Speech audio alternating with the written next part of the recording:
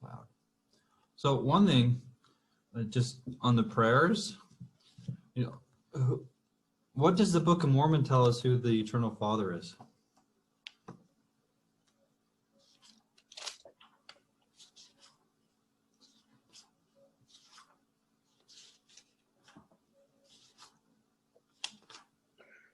Well, I know Ether 4 references Jesus as being the Eternal Father. I can't remember. Yeah, that's one place. Mosiah 15, I think, is another one. So multiple places. We're on the same page. Eternal Father is Yeshua. We just prayed to Yeshua.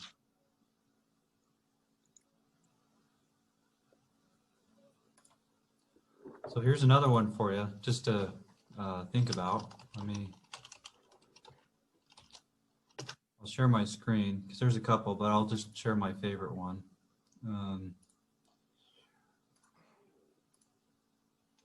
So here's my favorite one. So, you know, this is during the time Christ visited the Nephites, right? After his resurrection, 3 Nephi 19. And behold, they began to pray, the apostles that he just called in 3 Nephi 11, and they did pray unto Jesus, or Yeshua, as I like to say it, calling him their Lord, which is Yahweh in Hebrew, and their God, which is Elohim in Hebrew. I believe Yeshua is the Father, as Mosiah 15 states. And anyways, I see it all over the Book of Mormon. Now that we're getting to the Christmas season, that's verse in Isaiah that handles Messiah sings, you know, for unto us a son is given, and the government shall be upon his shoulders, and his name shall be called Wonderful Counselor, the Mighty God, the Everlasting Father. You know, so. That's a good point. There's another one in Isaiah that goes along with this, is how, I don't know the verse, we can find it if you want, but in Isaiah, we're told that God himself shall atone for the sins of the world. God himself. But that's a good one from Handel's Messiah, which is just basically Isaiah, right, put to song. Sure, yeah, that is a direct quote from Isaiah. I don't know the chapter and verse off the top of my head. That's fine. I'm somewhat familiar with that. I don't know Isaiah as well as I do the Book of Mormon. And, you know, the more I study, the less I can keep in my head, and just the more I have in my notes I have in my OneNote. So I know the concept, and then I know my keyword I put under, and I go to my keyword, and I go get the verse I want. There's some I still have in my head, but the more you get, the harder that gets to be. Yeah. How did people do it before computers? 3x5 cards and card files is about the only way I could think to do it. So the Jews specifically, they started memorizing when they were a kid. Instead of watching TV, the kids were memorizing scriptures. So it's doable. It's a different culture, though. I haven't given up videos. I'm weary of Hollywood ones. I still watch some, but I also know that they twist the gospel and make good evil and evil good in tons of cases, all over the place. In fact, one I want to do a post on, it's a priority for me to do, is Beauty and the Beast. The last time I watched it with my wife, because she wanted to, or my son wanted to, I can't remember. But anyways, I got some insight into it. It is all about Satan and his whore, point by point.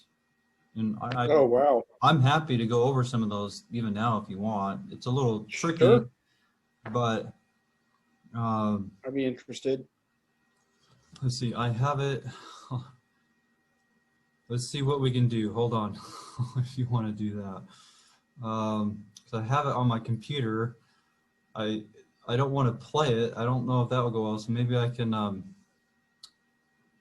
stop it occasionally or something. Let's see what we can do since I brought it up. There we go. So I'm going to do the new one. It just looks nicer. But the new one is pretty much a replica of the old one. So that doesn't matter too much. All right. So. Oh, is that the live? Did they do like a live action of it? Is that what it is? No, the Disney Beauty and the Beast. The Disney one? Oh, the cartoon? Yeah, 2017. Oh, gotcha. So, we don't. Let's. So the rose. I haven't gotten. Oh, let's turn off the Spanish subtitles. You guys probably don't want that. I haven't completely figured out the rose yet. But the one thing that's interesting with the rose, right, is it's a timer. Pan is. Do you guys know what Pan is? Who Pan is? The goat, the right. goat god. But who is Pan? Oh, Pan is. I mean, that's one of the older. I mean, that's the Greek. It's Satan. Yeah, it's Satan. I'll just put it simply. It's Satan. Right. The beast and the horns. I don't know if you two know anything about polar configuration, but the horns come from the polar configuration and this evil god. But there's reasons behind it. But anyways, and this dark kingdom, the castles have to do with kingdoms. But so back to the rose. Satan has a limited time on earth.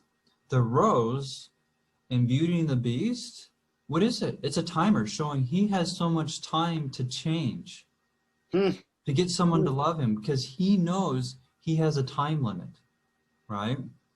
Now, I don't completely know why it's a rose yet. And this is one thing while I go dig in some details when I do the post, I'm going to go look into. But one thing I do know some about Catholics, who is the whore, sorry. What are they always wearing? The rosary. Yeah. Which, if you get the best rosary, you know what it's made out of? Roses. There's something to the rose in the Catholic Church. I don't completely understand it yet. And the occult, actually, also. Okay, so you think the Catholic Church is the whore rather than corrupt Christianity as a whole? Probably I should more properly put it the papacy than the Catholic Church, but I think the Catholic Church is the papacy because they have followers, but so basically yes. Okay, well this current pope is definitely an antichrist. Yeah, it's on that point, you know, the previous pope said anyone who says being gay or lesbian, LBGT, is okay is going to be the Antichrist. And what just happened recently, right? Wow.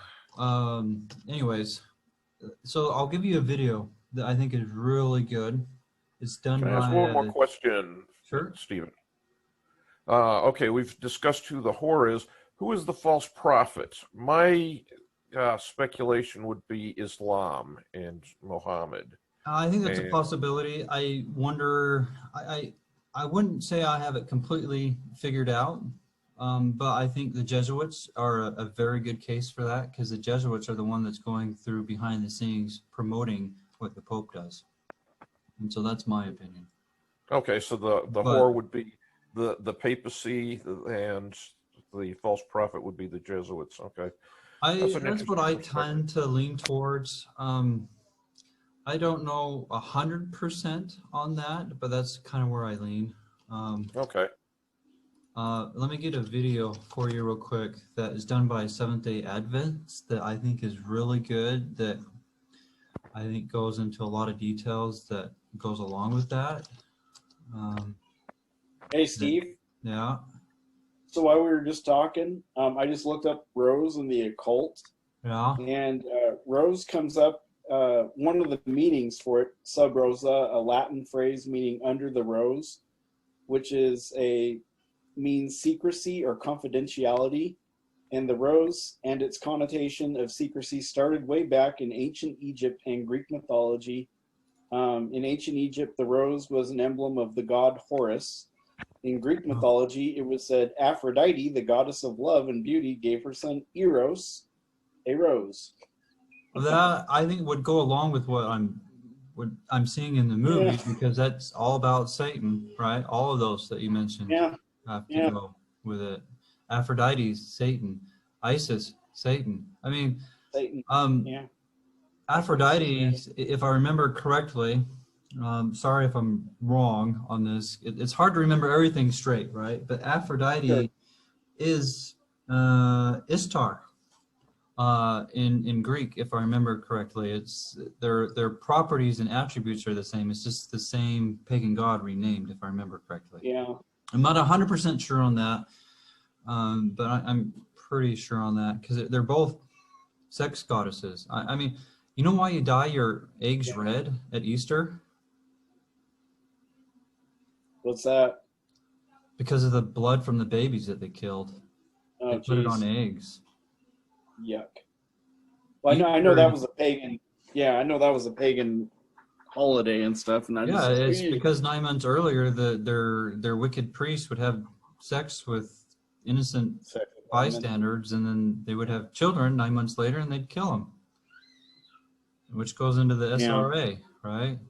It's real. Yeah, right.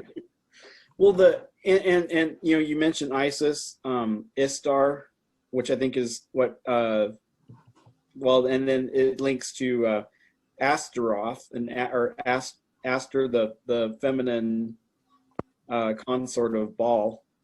So I mispronounce it and stuff, and that's fine. I know what you're saying. Yeah. I believe it's Astaroth or Asher or forget it. That's fine. I know what you mean. Sometimes when you just do the study and hear and just read it and don't hear people say it, it's hard to know how to say it, right? Right, exactly.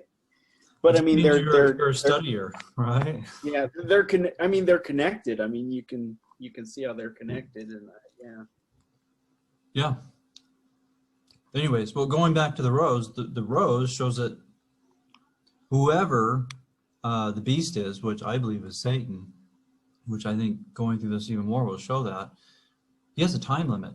Who has a time limit right now? Satan. He knows he's going to be bound for 1,000 years, and he's trying to get as much done as he can right now. Because he has a time limit. Okay, let's skip around. Oh, this is interesting. So, Bell, right? I'm just seeing Bell. Okay. Let's do a good picture. Oh, look at the beast. Oh, wrong button.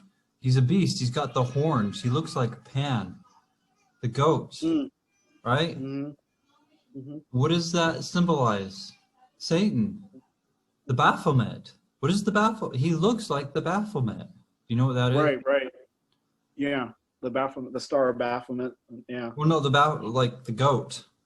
Yeah, the goat. Yeah, the goat man. Yeah. With all its never mind, I'm not going to cover now that we're recording. Sorry.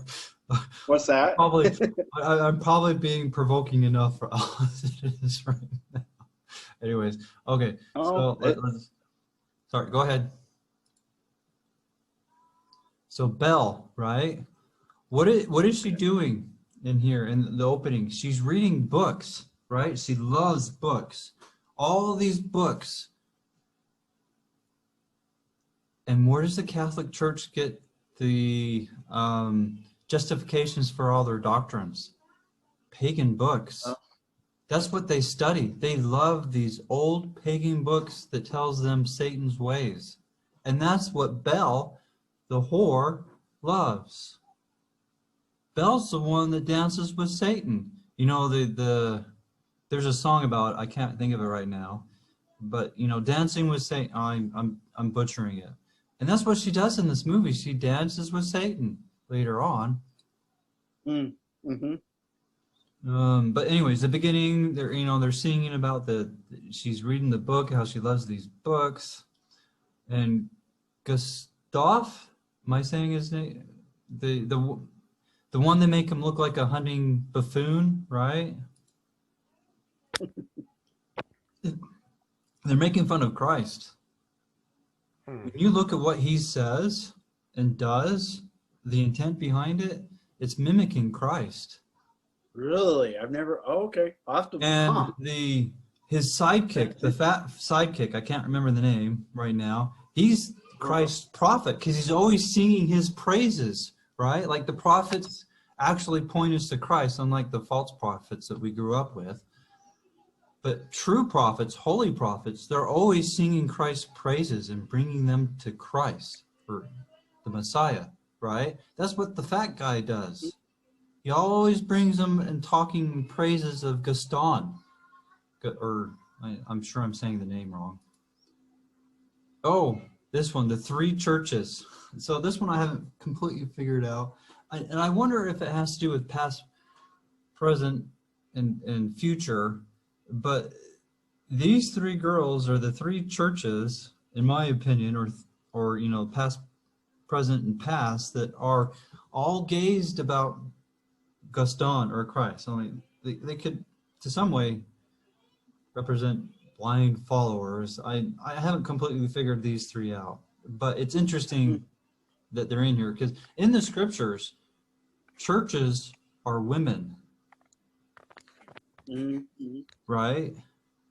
And these three are always looking to Gaston and want him, but Gaston wants Belle, the Catholic Church. Okay, let's skip a little more. There's, I can't remember his name, but he's the fat prophet. I can't remember his name, but there's Gaston, right? He's the one that represents Christ. We can see what he's. Let's listen to his song a little bit. Sorry, not this evening. Look, Gaston is giving out an invitation to the church. Come be married to me, right? The imagery of marriage is all through the scriptures, right? Those who are truly following Yeshua are his bride. And look at that imagery. He's always going after Bella, the church, to come be my bride. Let's see what he says. No. So here he's trying to ask her out on a date. Trying to give her flowers. So, moving on. Beautiful. It's the ones who play hard to get that are always the sweetest prey. He's not giving up. Christ doesn't give up. That's what makes Belle so appealing. She hasn't made a fool of herself just to gain my favor. What would you call that? Dignity? Sorry. Now he goes off with those who do believe or want him, right? Anyways.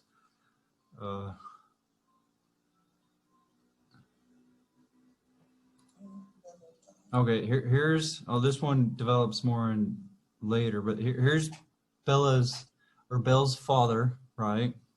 To me, and we can see this more later, it's the church fathers or the Catholic church fathers that this represents. All their inventions, their tinkerings, and the things that they study.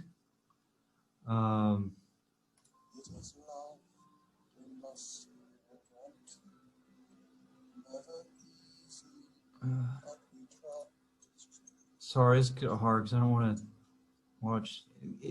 Plus, Facebook will freak out if I put this up with everything in it.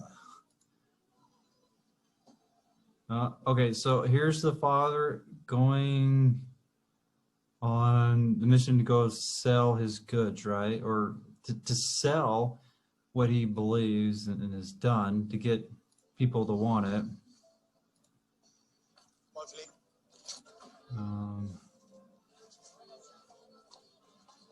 Yeah, this is where she's using the donkey to clean the clothes. I don't remember too much about that. Oh, here we go. Here's just Another girl to read.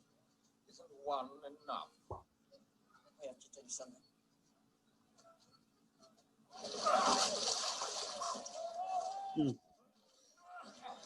so real believers in Christ did not like the Catholic Church, right?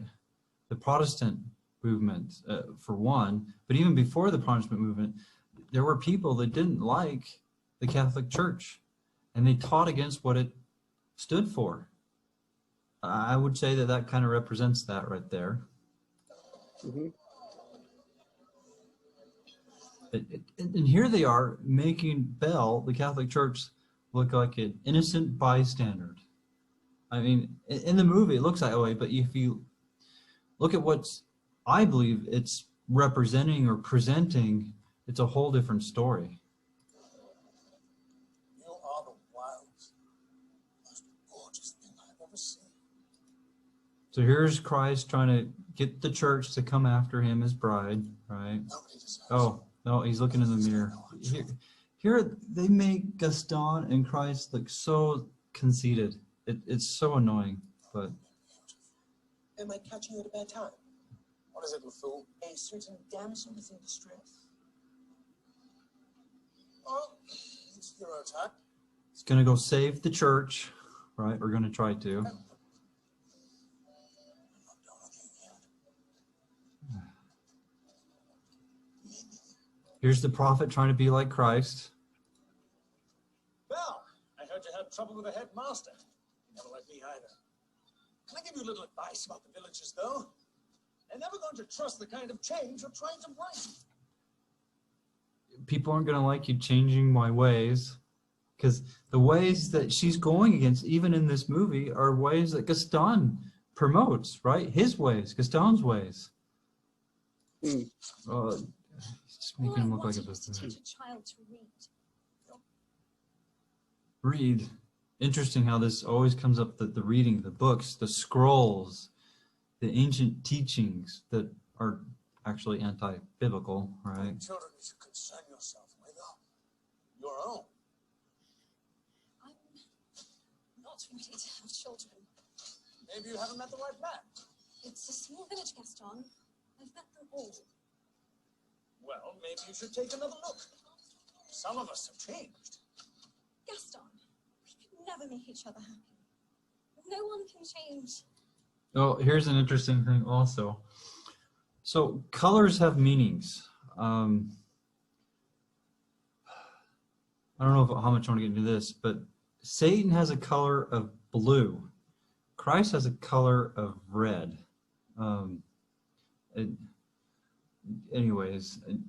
My favorite edition of the Book of Mormon, I actually like that it's red. Not that the color really matters. But I still have my missionary one that it's actually blue, but I actually like the red color more. That's a whole nother subject. I don't know how much to get into. That much. But you'll see these colors all throughout those movies. They're meaningful.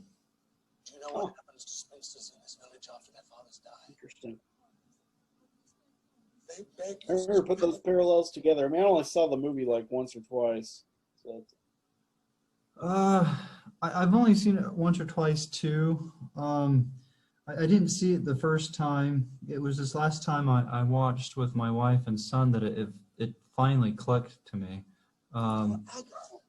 This is our... Let's skip a little bit. Can you imagine me, the wife of that boorish, brainless? So a lot of Christians, like, they love to say that I have all power in Christ to do whatever he wants me to do, right? Mm-hmm. Except keep the commandments. When there's any talk about keeping the commandments or the biblical feasts from Leviticus 23, oh, we can't do that. They think it's boring. Madame Gaston, can't you just see it? Oh, here he's going into strange paths, right? Dark, strange paths. Go on, to the right. That's it. Ready? Walk on. Oh, here's a wolf. What do wolves represent in the scriptures? Hmm. But, so here's a wolf that's trying to go tear him apart, right? He's not ready for this. Wolves are generally more educated. So this guy has just started to go down this strange and dark path. And he doesn't know enough yet to protect himself against these wolves that have been there all before. All right. And so he then starts going down it more.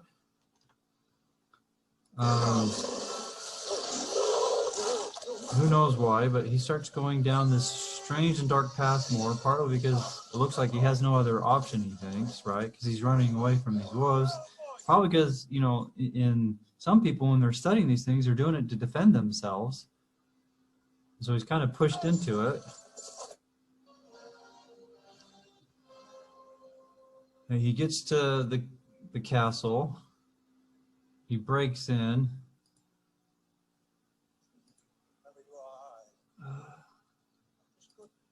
He gets fed. So later on, Satan, or, you know, the beast claims he's stealing, but if someone is offering you something, how are you stealing? Right? You're not stealing when someone offers you something. And that's what he gets, if I remember correctly, which gets, or was it for picking the rose? It's been a while since I've watched it. Let's see. No, actually, I think it was for picking the rose. I'm not the most prepared for this.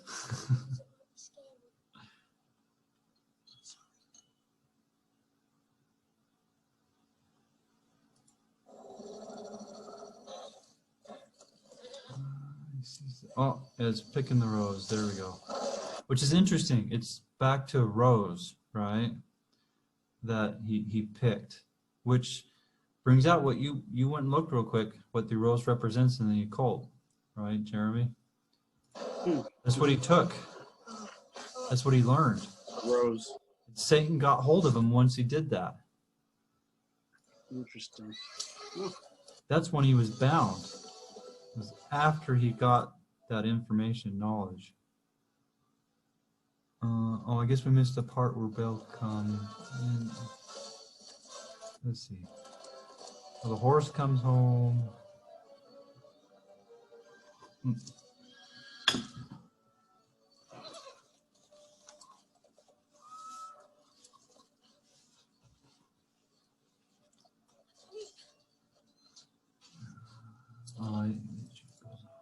Well, she just goes, gets them.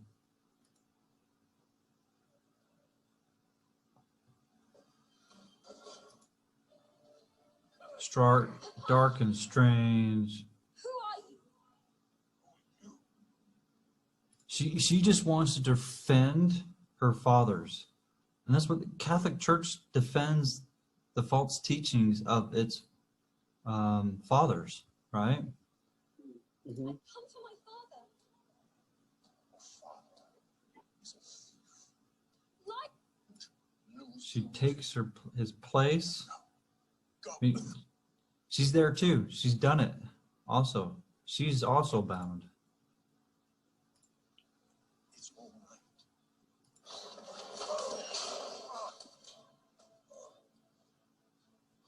To his place.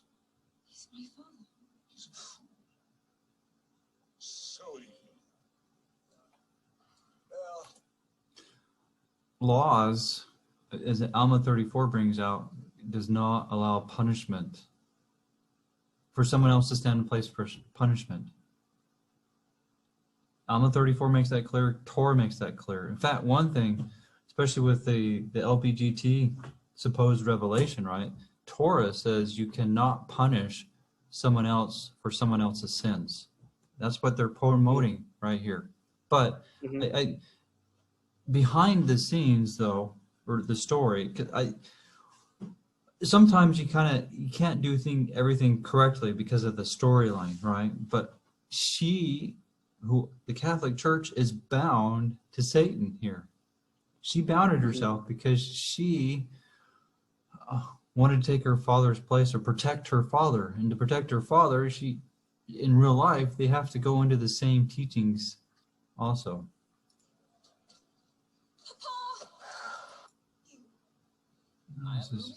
Oh, magic stuff. You can talk. Well, of course he can talk. It's all he ever does. The little light. Oh, so I'm not really sure the little candlestick is yet, but it's a little light, a little fire.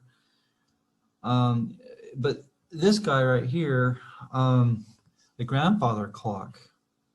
You look back far enough, the grandfather clock represents Saturn, who ate his children. Saturn's the father of time, which is what grandfather clocks are based off of. And along with that, I know this may sound a little crazy. In Babylon, 666 was the number of Saturn. False worship is based off of the ancient sun, ancient dark sun worship, Saturn. I demand that you put her back in her cell at once. For the rest of your life, a man or a mental clock. Ready, miss? I'm not sure what to do with the candle guy yet, though, completely. You must forgive first impressions. I hope you are not too startled. Let's get through some. All this gold.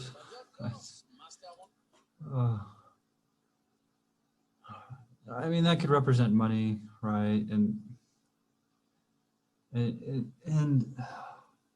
I mean, the desires of the whore is gold and linen. She likes it. It looks great, right? Those colors, Steve, that color, I mean. Sorry, say So that. that Let me one pause it. picture- Say that again. I didn't hear you. So I was just saying, back up, if you can back up to the room, that with the color gold? scheme, the gold and that blue is the same color scheme of that famous picture of Aphrodite that, we could only see the head. It's that that's a good exact point. same color. I never caught that. That's a good point. Yeah. Well, gold. And then that would tie her into Aphrodite and wow. Huh. Yeah, I didn't This is catch interesting. that. Well, so Saturn's color has multiple colors to it. Saturn can be white, yellow, or gold are the three most common colors for Saturn. Oh, okay. But also Saturn has to do with money too, which gold. Interesting. I mean, So is Saturn father time then? Is that Yeah. who Saturn is?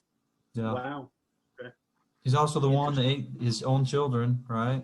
Yeah. Which- Okay. Yeah. Satan, what does he do to his followers? He doesn't support them. He shreds them to shred. He shreds them to shred. Oh, that sounds redundant. He shreds them to shreds when it's convenient for him, Yeah. or he can't support them anymore, right? He doesn't care about them. He destroys them.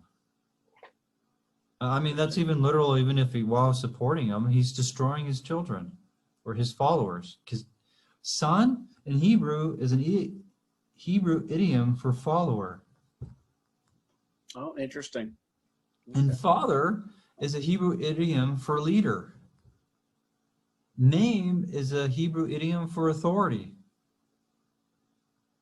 It is Christ's authority that's going to save us. Anyways. Amen.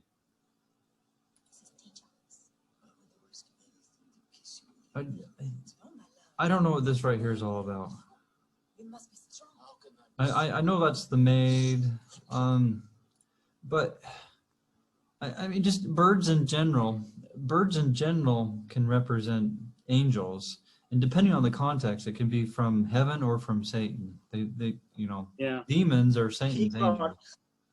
Yeah, peacocks can represent immortality, depending on the context.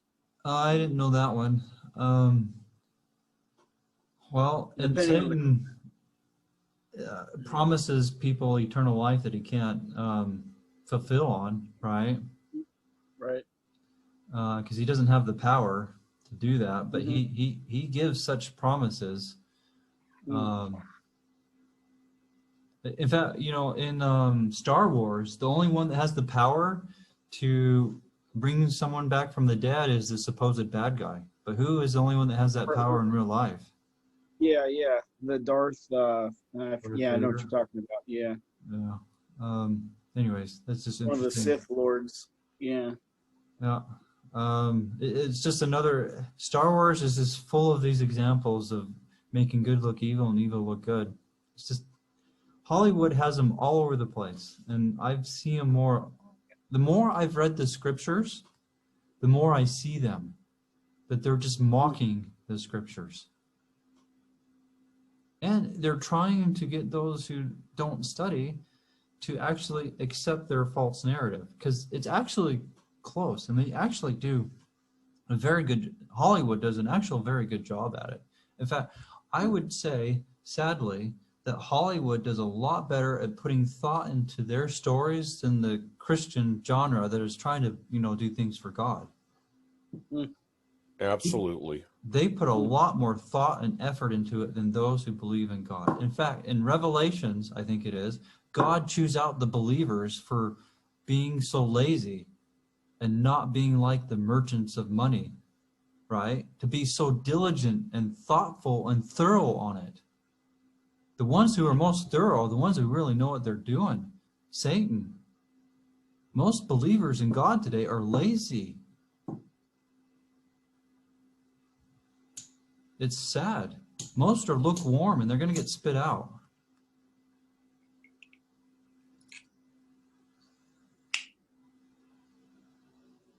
Is everything here alive? I'm not sure what the chest is, but one thing it could be. So, in Isaiah, right? There, I forget which Isaiah, but it's one that's quoted in the Book of Mormon. It says 7 women will take upon that want to call upon his name, but have their own garments and eat their own meals. That's not a good thing. Right. So she's putting a garment on in this segment here that's from Satan's kingdom. And garments have to do with our righteousness. And the reason we need God's garment is because our righteousness is less than a menstrual rag. It's garbage.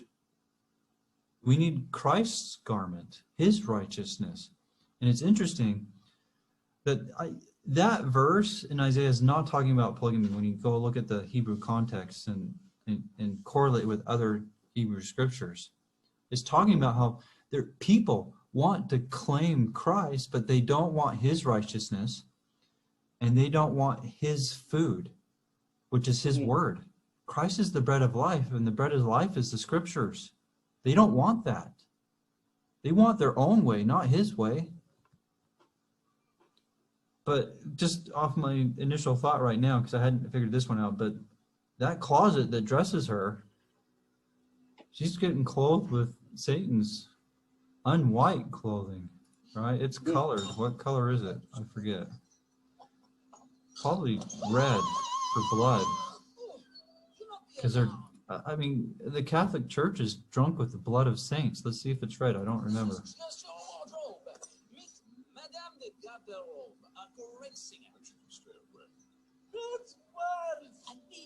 Okay. It's going too slow. Oh, look at that. Did you see that? It was red. That. It's red. I had a lucky guess. And I had a reason for it.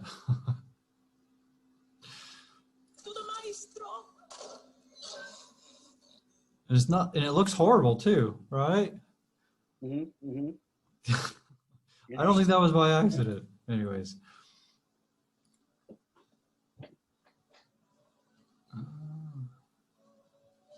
Oh, this, okay. See, look, this is the scene where the prophet sings praises to Gaston after he can't get his bride to come, right?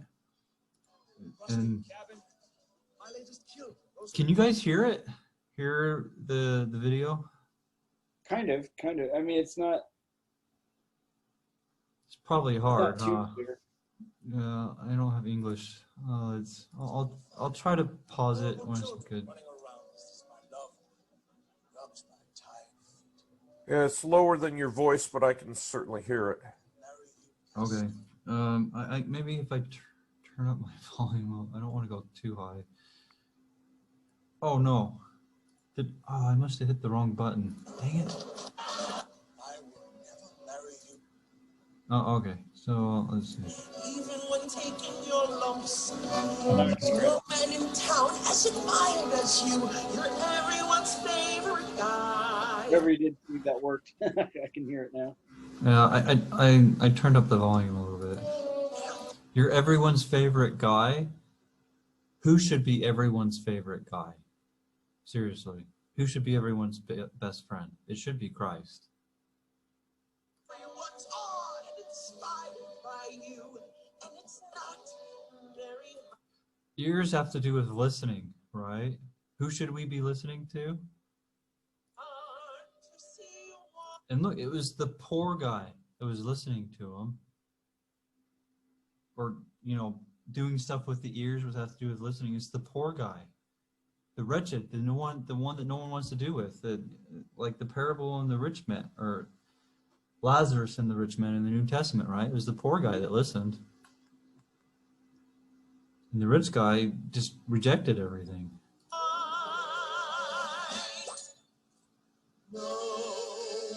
So now we're singing praises.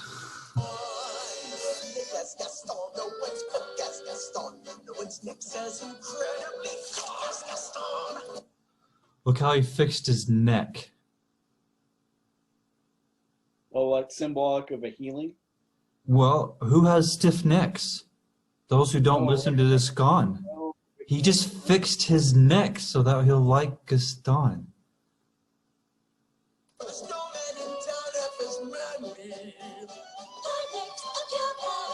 Look at the church singing the praises.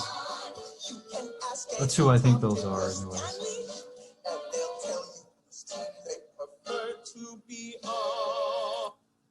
Whose team's gonna win? Who's gonna win the war? I mean, there's some battles we're gonna lose, but who's gonna win the war? Mm-hmm. Whose team do you want to be on? Right.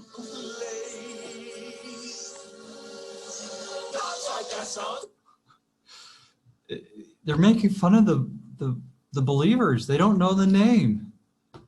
And it's been hidden, actually. Really, it's not Jesus. You know, in the 1611 edition of the Bible, it was Jesus. J's a new letter.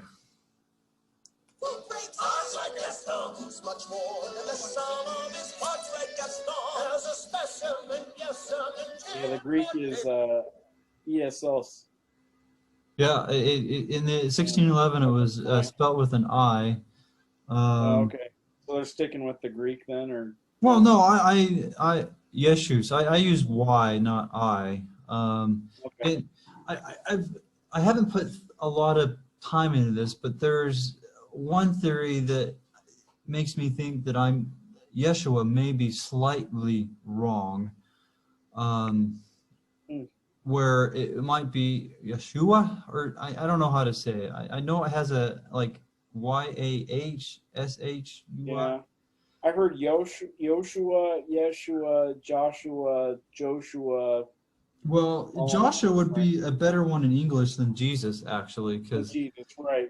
Joshua had the same name as Jesus in Hebrew. Right. So I can understand that one, but that one's still a bad translation, but it's better than English. Sure. Yeah. So I do believe we should put some effort into saying his name correctly, but it's not a saving issue. If being able to say his name correctly was a requirement, that's a work, and we're not saved by works. In addition, those who are dumb, meaning those who can't speak, wouldn't be able to be saved because they can't say his name. It's not the actual name that saves us. It's his authority that saves us. Exactly. And name in Hebrew is an idiom for authority. And so I think do the best you think you can in what you think the name is. But I believe Joseph Smith is a prophet. He translated it into Jesus. I think part of it, and I think a big part of it, is because that's what Jesus was known by in his day. So that's what he used. Because the Book of Mormon, and this is something that someone else said before me, but Rob K., but He said this, and I completely agree with it. The Book of Mormon was the first Hebrew roots movement there was. I believe it. The Book of Mormon has so many Hebrew things in it that we as Gentiles don't see unless we put effort into it. Anyways.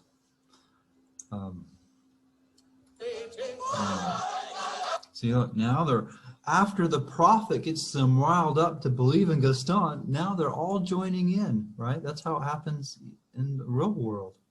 The prophet sings his praises to Christ, and then other people, because of their testimonies, like one of my favorite verses in Lectures on Faith is Lecture 2, verse 56. It basically says it is because of the testimonies of the prophets and the credence that we give to them that we then go seek after Christ ourselves. And that's what's happening right here. Because of this prophet, the Frey or whatever, now they are singing praises to Christ because of a prophet that they gave credence to.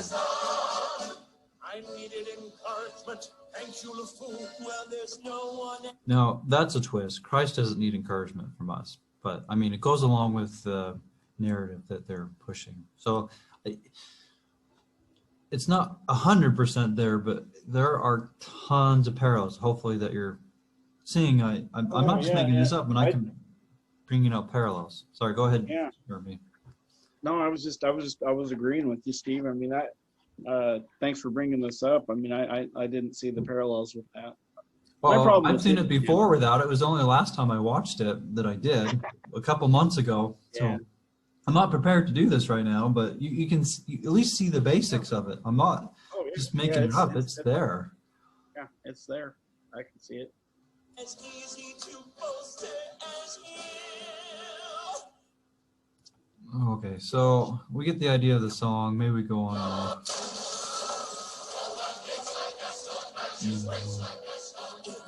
In a little bit, if I remember correctly, the dad's coming saying, "Save my daughter."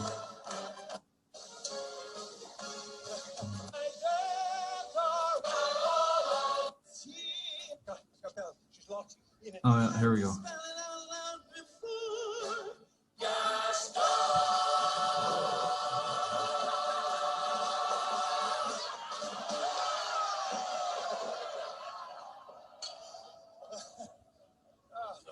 You're the best.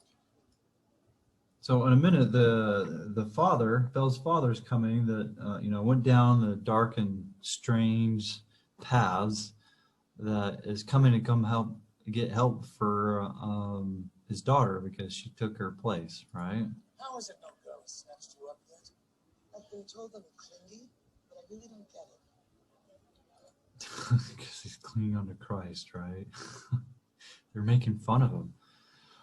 I mean, I know what they're doing, but I still find it somewhat funny. I'm horrible. Anyways, Hollywood does a very good job of making evil look good and good look evil. And Yes, they do. I know it, but I still like some of their movies. I've seen it in some of my childhood favorites now, like Labyrinth. They make fun of Christ in that too. We could do that another time. Really? Huh. Oh yeah. Wow. It's anyways, that's real bad. that's for another time. Yeah. Okay, here comes the I haven't father. seen that movie in ages. Oh, it was one of my favorites growing up, and I'll be honest, I didn't see it until recently. I got it to show it to my son because it's one of my favorites, and I started watching it, and I'm like, holy mackerel. So here's one for you. What happened to Hoggle, the one that they can never say his name right, happened when he received a kiss. He went in the bogs of hell. What happened to Christ after Judas gave him a kiss? He went to hell. Wow. It's all over. Wow. And it's sad. It was one of my favorite movies as a kid. I don't think Hansen is as good as I used to think he was. I don't know how he could put so much effort into that and not know what he was doing, to be honest. Interesting. Anyways. Have you seen any I mean, I wonder if there's parallels in Dark Crystal. Well, I know Dark Crystal's like full of the occult. Yeah, so it's been a while since I've seen Dark Crystal. The last time I saw it was a long time ago. More what I see in Dark Crystal is polar configuration things. But I would say there are some, like the Council of Nine, the host of heaven. They make them out to be bad. The host of heaven are the planets. I don't know how much you know about the polar configuration, but I believe it was the host of heaven, Mars, that caused all the plagues and the miracles and the Exodus. And God used Mars to do that, the host of heaven. And it's going to happen again. In fact, one of my favorite quotes from Joseph Smith, I think, goes along with this. Let me go get it. I have it in picture form. Anyways, I have some quotes and pictures and some in text. Anyways. Grand sign here. Let me show this real quick. Stop sharing. Change which one I'm sharing. Look at this. Then will appear the grand sign of the Son of Man in heaven. But what will they do? They will say it is a planet, a comet. It's coming back.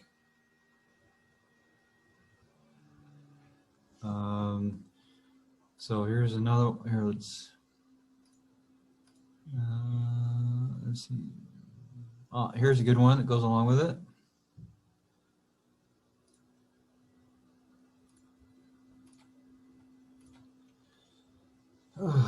Now, scientists will tell you it is not scientific that two planets coming together would be disastrous to both. But when two planets or other objects are traveling in the same direction, which most of the planets do, right? Same direction, and with one of them a little greater velocity than the other, it would not be disastrous because one traveling faster would take over the other. Why would Joseph Smith be talking about stuff like that? I believe that relates to the other quote. Yeah. I think. Have you read any Andrew Larson? Yeah, I hosted a lot of his lectures. Okay. Gotcha. Okay. I know who he is. Yeah. I'll give you my resource on it. We had a falling out, and we'll just leave it at that. I've written about it. You can go read about it if you want. Okay. Say no more. Hey, I don't want to bring up that's bad. Fine. I've written about it. You go read my Anthony Larson posts. You can go read all about it. Well, hasn't he passed away a couple years ago? He did. Yeah. In fact, I did a post called Red Carpets, somewhat to thank him for all his work that he did, bringing out how red carpets is like the red plasma that goes down from Mars, right? That's what I believe it's based off of, and I written that, and then some people shared it in the group, and a whole bunch of controversy came up because of him and me and everything. But anyways, but yeah, so I believe the trumpets that will be heard during all this second coming stuff is going to be from the sounds of the planets that are resonating, coming together. NASA has recordings of what planets sounds like, and they somewhat sound like shofar horns, which I have one. But you can go on YouTube and go listen to them, and then go compare that from NASA's recordings of the sounds from planets. I think so when you're talking about like Sorry, go ahead. When you're talking about like the polar conversion or the polar configuration, yeah, is that like what he was talking about with like Saturn, Mars, Venus, and being lined up? Let me show you my favorite video. It's like 1 minute on it. Gotcha. He didn't I mean, make it, but I know the guy that did. And then someone added or labels to it that, and I do like the labels that are on it. Here, let me share this screen. This is a good overview. When you get into some of the specifics, I disagree on various things, but the overall theory I do completely agree on. And I see it in Isaiah, as we've talked about. I see it in the Exodus. I see it in the Book of Mormon. I see it all over. But anyways, so here's a good summary. Well, that was his thing, right? Was, that you can see the polar configuration and everything, the revelation, even the LDS endowment and stuff like that was. Sure. Yeah. And I agree. It's everywhere. But we would probably disagree on some of the reasons why it is everywhere. But yes, it's everywhere. I mean, even roundabouts. All roundabouts around the whole world are counterclockwise. The crescent on Saturn turned counterclockwise. It's all over when you know what to look for.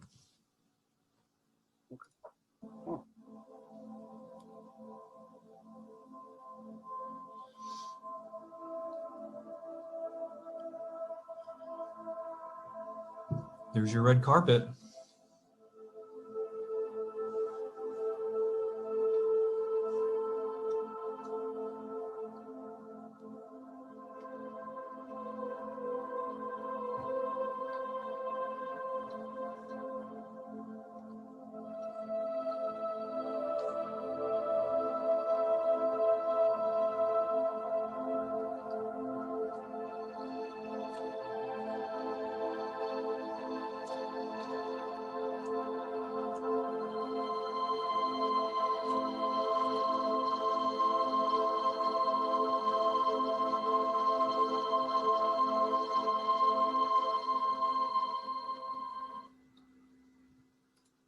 It's all forgotten history. So for a while they made a big deal out of the conference center roof. I'm the one that found it. Oh, okay. Yeah, I remember seeing a post on that a while back. Yeah. So I read a post by someone that was claiming the large and spacious building was the conference center. Yeah. And they had a picture. It wasn't this one. Let's see if I have the picture that they had. Hold on 1 minute. Oh yeah, it was this one. And on that post, there was that picture. So the post itself was very biased, right? I mean, they're just putting their personal opinions in the scriptures, not having anything really to back it, right? Everybody does that. Well, not everybody, but mostly everybody does that, right? Yeah. But the only thing I really got from that article that I liked was this picture. Can you see it? Or if not, I'll point it out to you. Oh no, I remember that. I remember the post, and I remember seeing there it is right there. There's the crescent, which actually has 9 pyramids, 9 planets. There's the blue, the Venus, the water that's coming out. I believe part of the flood that happened in Genesis was partly from the water from Saturn. And scientists have shown that the water that's on Saturn is like the water on Earth. If the world evolved the way that science mainstream says, which it didn't, that's not possible.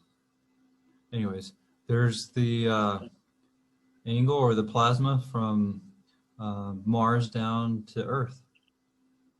I mean, there's more to it. And then there's the Dibble right there, right? The 3 planets on the Dibble document. That right there is the water fountain, and that's crazy too. Here, let me give you a picture of that.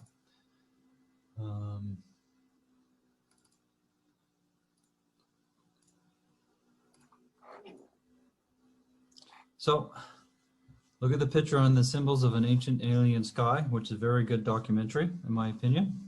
You see there's Saturn, Venus with all the, the plasma coming out, and Mars. Look at that.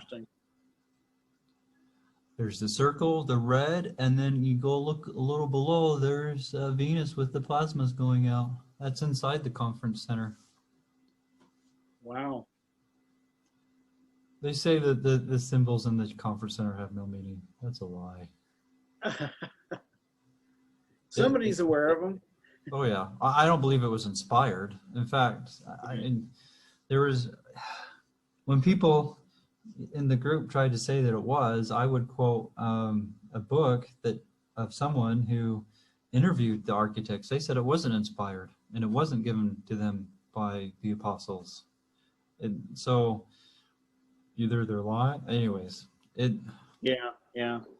so there's good and bad to the polar configuration. Yeah. There's a bad part. The dark sun that paganism uses for all their base of their false worship is based off of it. The reason why the pagans thought it was okay to worship, sacrifice their children to the gods is because Saturn ate his children. I mean, which is the wrong myth, but when you look at the history of the planets, it looked like it did. I forget so it translates back to the Babylonian myths too. The head god, if I'm not mistaken, he ate his children too. It's the same myth, just slightly different medium. Different names. Yeah, I forget the guy's. He's the father of Marduk. I just forget. Darn it. I don't remember that one off the top of my head.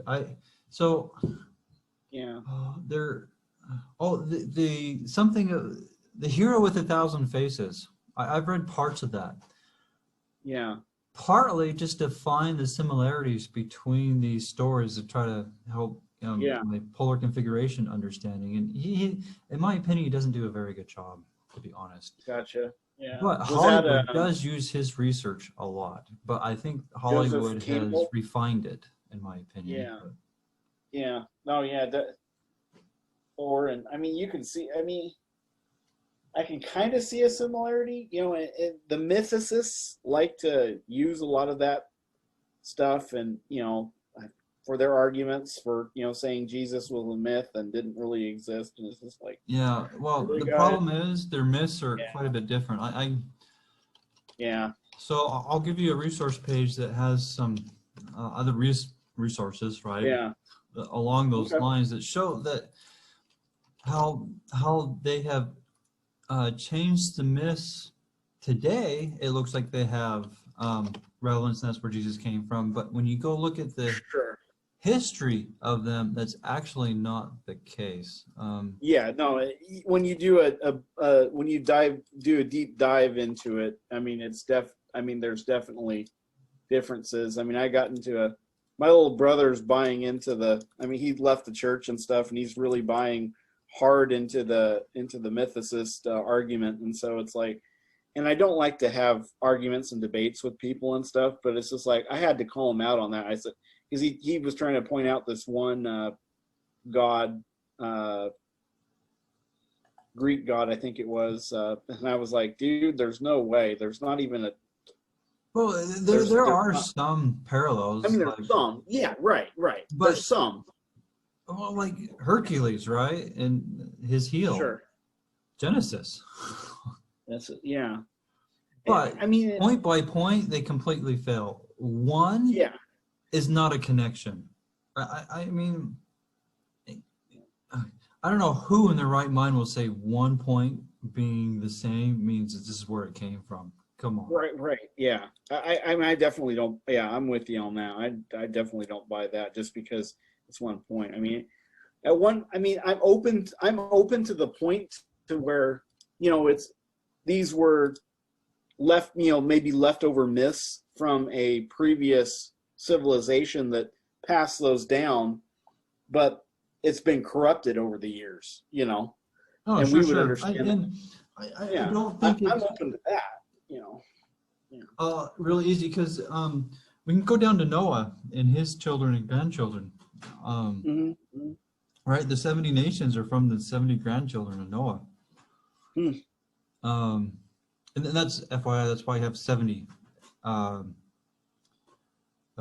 elders, right, in the New Testament, and that's somewhat why the 70 in the LDS Church help out with missionary work, because 70 has to do with the world because of the 70 grandchildren and the 70 nations. But anyways, but they got truth from Noah, but they didn't like it, so they modified it.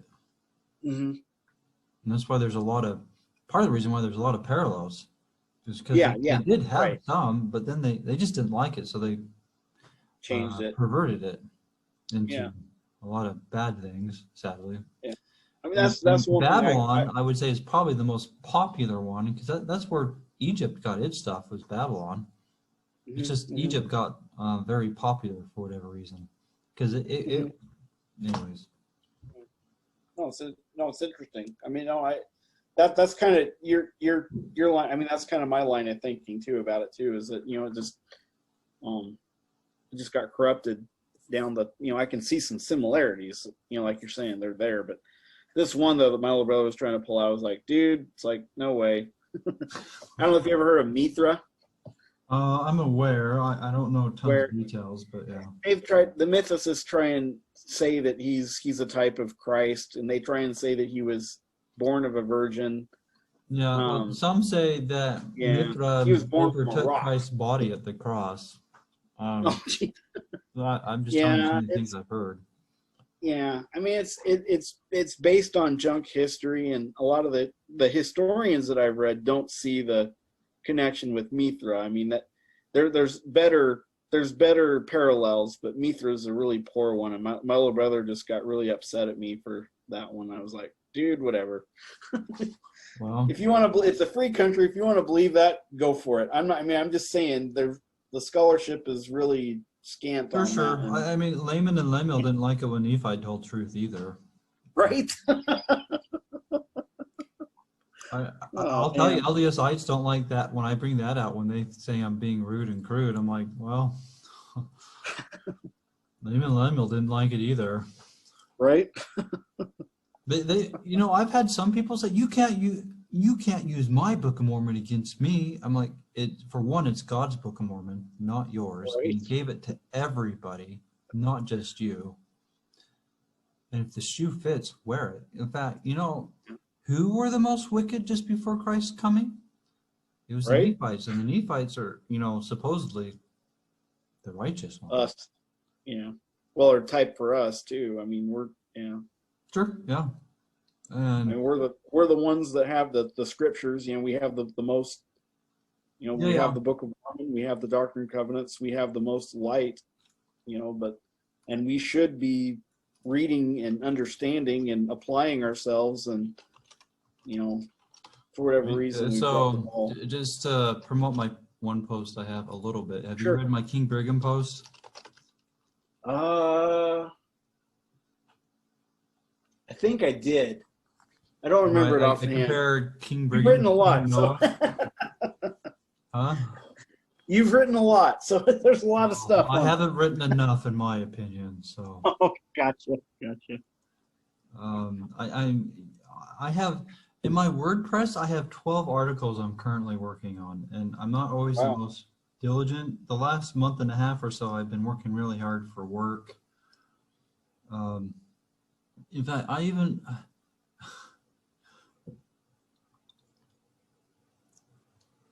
so yesterday, I got an insight about the adulterous woman. It's interesting, that she was caught in the very act. I mean, she did it, right? Sure, right. But they say that they caught her in the act of it, right.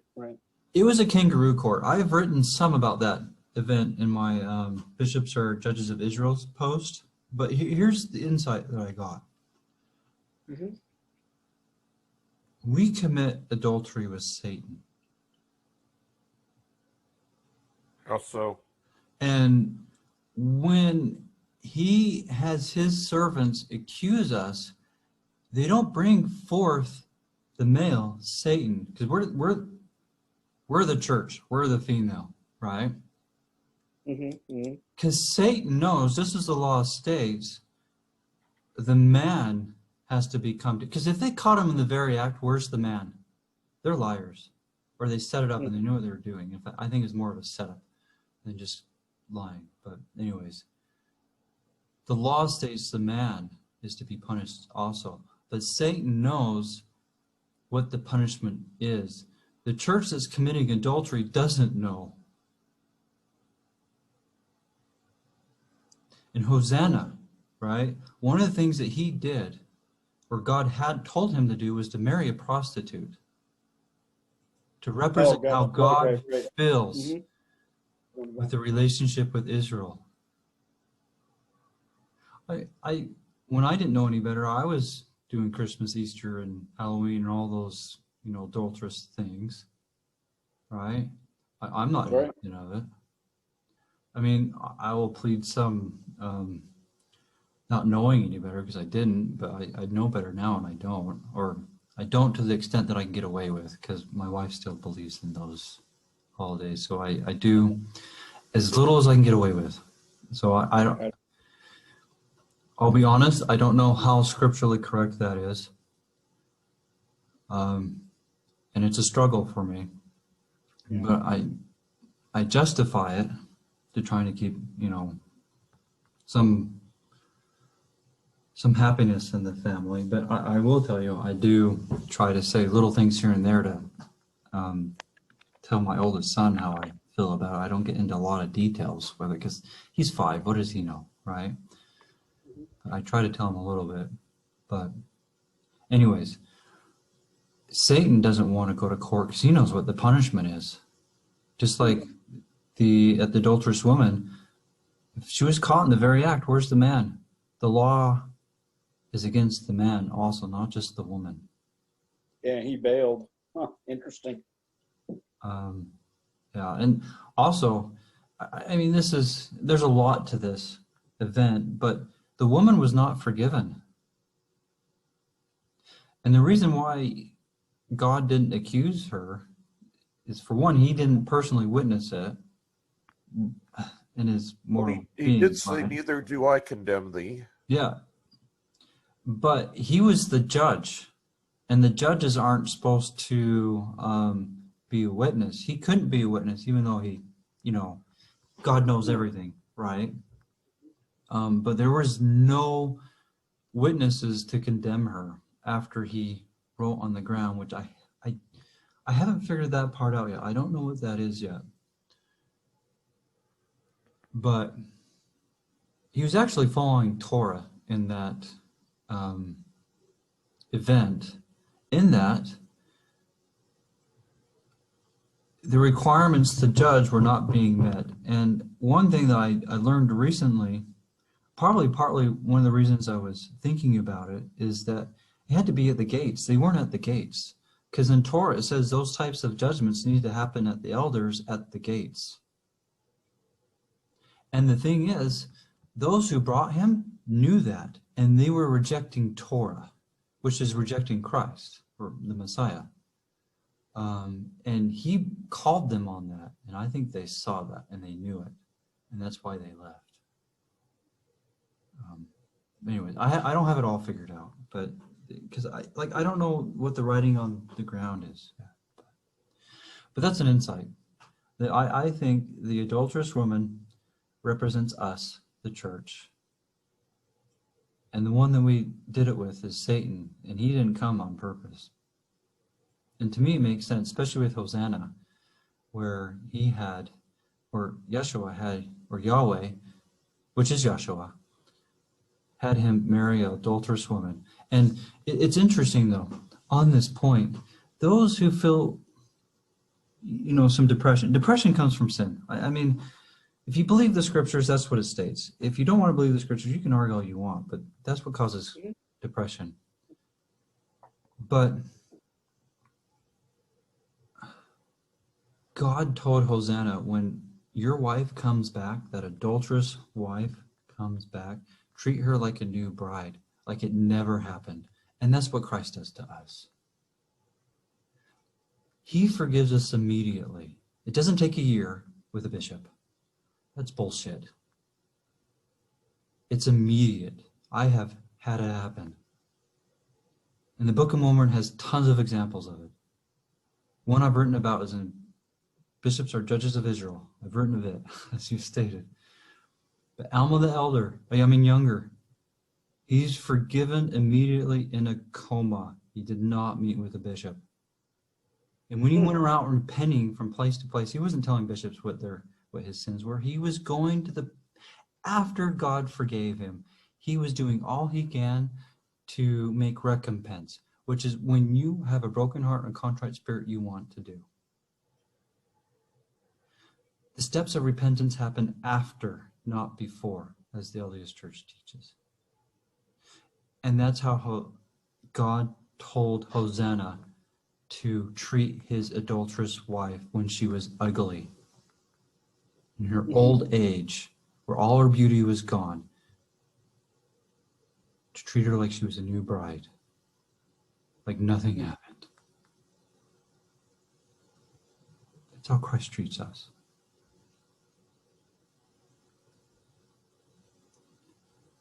Anyways,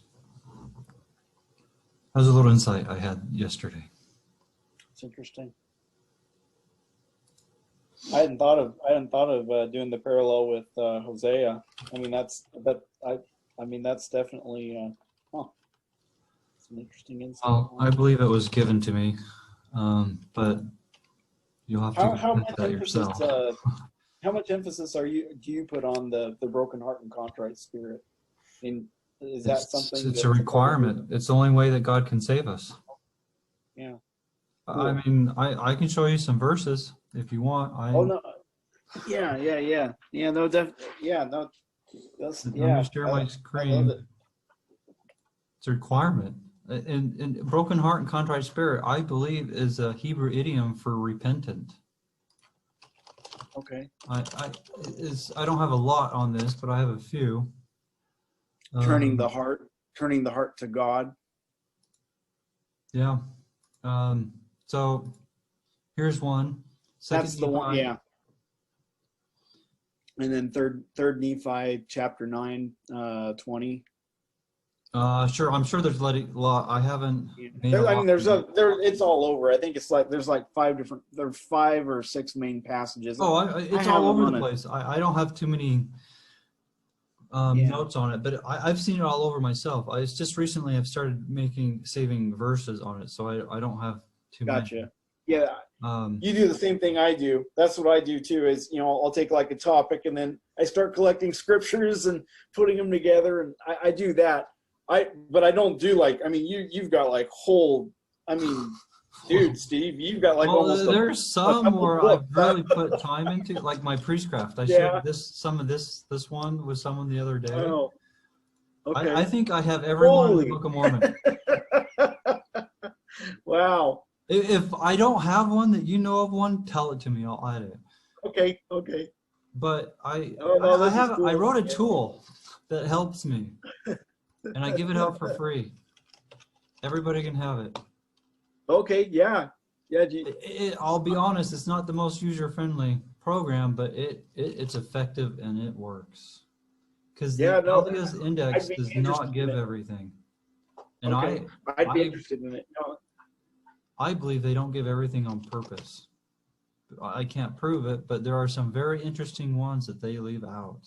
And they've changed it in 2013, and they took Second Comforter stuff out, which Joseph Smith said, cursed is those who teaches anything contrary to that, right? That's butchering Joseph Smith's quote. I can go look up the exact quote if you want, but. So you guys want to know something interesting? A lot of so I served my mission in Taiwan. I speak Chinese. Wow. And congrats. I try to teach Mandarin? Mandarin. Well, Mandarin, and my wife's from mainland China, so my wife and I both speak Mandarin, and we're both trying to learn Cantonese because it's about as different as French and English. Oh, but that's I don't want to get sidetracked. But no, the Joseph Smith translation is missing stuff, and it's missing the passage. Oh, I don't think JST is 100%. I do believe it's good enough to help prevent a lot of problems that are in the church. Yeah. And I I have a JST edition from BYU, which is interesting. They are honest at how Brigham Young hated the JST because I believe it exposed his lies. Yeah. Okay. That's not me saying Yeah. it's BYU. I mean, I'm summarizing Sure. it, and I can give a link to the actual Yeah. edition I have. I can't remember which, and there's a ton, the really important stuff in the JST. I mean, they did get the portion on the second comforter in the Bible dictionary. They got that in there. But there's as far as I understand, they took some stuff out in 2013 on that. I'd have to look again, but anyways. I know your opinion on 132, but there's the passage in 132 where sealed by the Holy Spirit of promise. The original, that was originally a footnote reference to Jesus, and I don't have a 2013 edition, so I can't cooperate and say I would I'm against 132 and it's a fraud section. Sure. But Sure. that would be more referencing the holy, the Holy second comforter. Yeah. Well, Second comforter, right. Because that's where you get the promise, or you're calling election made sure, which is kind of the same thing, but it would be more along those lines. But the LDS Church has been changing that doctrine, I think, slowly and surely. Yeah, they felt like they can get away with it. Because as people forget things, they change things. Yeah. So the JST John 6:44. Hold on, let me get where it says the Father's will is that all receive Jesus. No man can come unto me except he doeth the will of my Father who sent me. Sure. And this is the will of him. Right. That passage, you won't find that in the Chinese version of the JST. So the Chinese people don't have that. The LDS Church doesn't use a lot of the JST. Yeah. There was a talk on here. Let me get a talk that I really like about the JST. Let me share it with you. Yeah. This is where notes are really good, right? Do you use the Thomas Wayment version? I don't know what that is. Oh, he's one of the BYU professors for the New Testament. He did the one. It's like a 2-volume version of the JST. That's the one. That was the only one I could find that was reasonably priced. Everything else were like all I these have multiple editions of the JST. I don't. Oh, you do? One. Gotcha. In fact, because of this talk I'm trying to find, I'm going to buy another one when I get home too. Gotcha. So this talk brings out a reference, or it brings out the JST that she has, which is out of print, but I'm willing to pay money for it. But it says it gives actual references to all the JSTs in talks and in the notes that Joseph Smith did. And it gives actual references. Now, the reason that's big for me, one, I think the JST is very important, but also I think it exposes Denver snuffer fraud in that the Scripture Committee claims they have more JST references from talks and whatnot from anybody and anywhere, but they give no references. I believe they used this book and claim they did the research themselves instead of giving credit where credit is due. This book gives references to the talks and it gives everything where snufferites just claim it and they're good. What's the name of that book, Steve? That version? Let me try to find the talk. It hasn't. Yeah, I'm trying to find my notes on it. I have multiple JST notes, it looks like, and I'm trying to find the right one. I'm sorry. Hey, no problem. No problem. That's interesting. That wouldn't be the first time they did that, because the snufferites? The snuff, yeah. Yeah, I'm anti-snufferite. I've written about it various times. I've got I don't friends know that where are Gary Snufferites. said. I know Gary and I met because of snufferites. So Oh, I'm hoping gotcha. I'm not. Okay. Well, I hurting. certainly don't like the term snufferites, but I certainly am a part of that religious community. Well, considering Denver Snuffer himself said the only true Mormons are him and his followers, I'm fine calling him and his group Snufferites. Snufferites. I don't know He said have that in heard a talk that's on YouTube, that he and his followers are the only ones that he considers Mormons. I have heard him say that he believes that our movement are the only ones on the earth that have the true authority to baptize, but I've never heard him say that we're the only true Mormons. I've heard it. I'm not going to look for the talk. I'll tell you that. But I mean, I don't want to. I started meeting with the Snufferites because some people I tried to help me wake up, because I tried to help them with some problems. They were into snuffers some initially. I saw some potential there, but as I studied the scriptures more, I saw lots of contradictions, and I've written about some. But anyways, I don't want to get into it too much out of respect for you. Gotcha. Yeah. It's on my blog.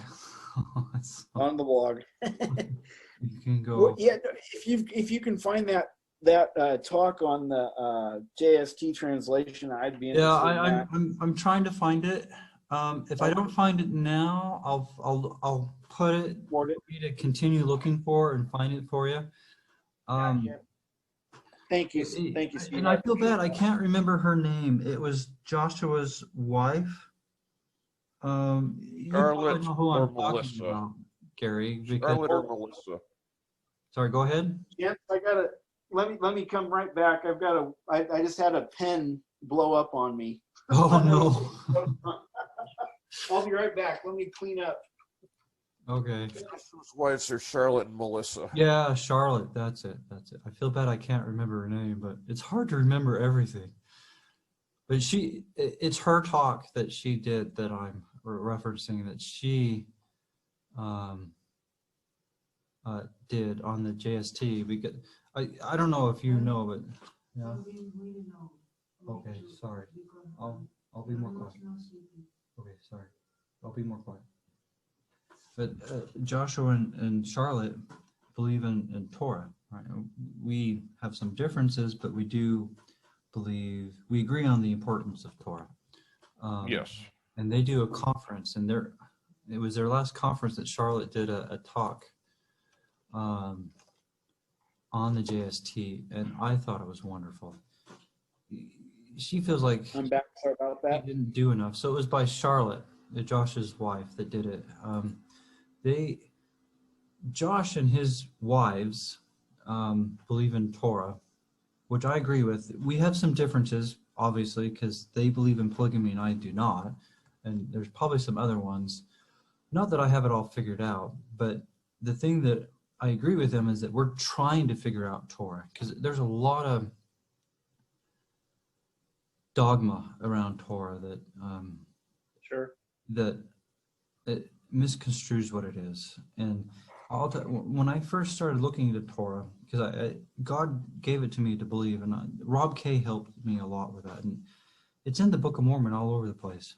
In fact, Alma 37 is a prophecy how Torah is going to help people recognize their sins again in Alma 37. In fact, Torah is the small and simple things that is talked about in Alma 37. I mean, go read the context. It's Torah. It's the brass plates. What's the brass plates? It's Torah. I mean, it's Tanakh. And so it's more than just Torah, the first 5 books. But the rest of the Tanakh is based off of the Torah. Anyways, so they believe in Torah also. I mean, we have some differences, and I have some differences from Rob K and others in the community. But the thing that's we all agree on is that it's important and we need to figure it out. Sorry, Gary, Denver Snuffer's anti-Torah. And I do want to read this. quote from John, First John. I'll share my screen. So, New Testament, after the resurrection of Christ, right? 1 John 2. And hereby we do know that we know him, if we keep his commandments. He that saith, I know him, and keepeth not his commandments, is a liar, and the truth is not in him. And this is quoting Isaiah. But whosoever keepeth his word, in him verily is the love of God perfected. Hereby know that ye are in him. He that saith he abideth in him ought himself also to walk even as he has walked. People claim Christ is our example, but then they say what he did doesn't apply to us. Are you really trying to walk in his example? I would argue that you're not.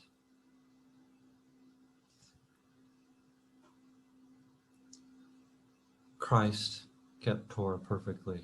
He's our example. If you want to be like Christ, what are you going to do?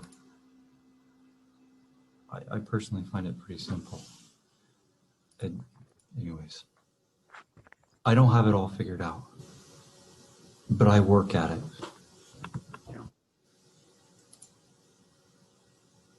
If Christ really is our example, what are you going to do? Are you going to do what he did or make excuses?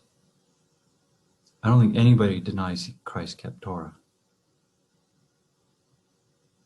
Is he our example or not? What do you think about the, have you ever heard about the concept of Jesus actually being the Torah? Yeah, I agree with it. John. You agree with it? Okay. John?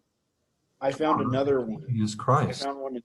Yeah. The word, okay. The word John became 1. flesh. The word. Yeah. What did Christ say? I'm the bread of life. What is the Yeah. bread of life? It's the scriptures. Right on. What did Okay. Christ say on the road to Damascus? Yeah. The scriptures testify of me. They are about me. Scriptures teach us who Christ is. So, Yeah. Alma 17 through 20 is a very interesting passage. It's a type of Christ's mortal ministry, and also in chapter 20, it talks about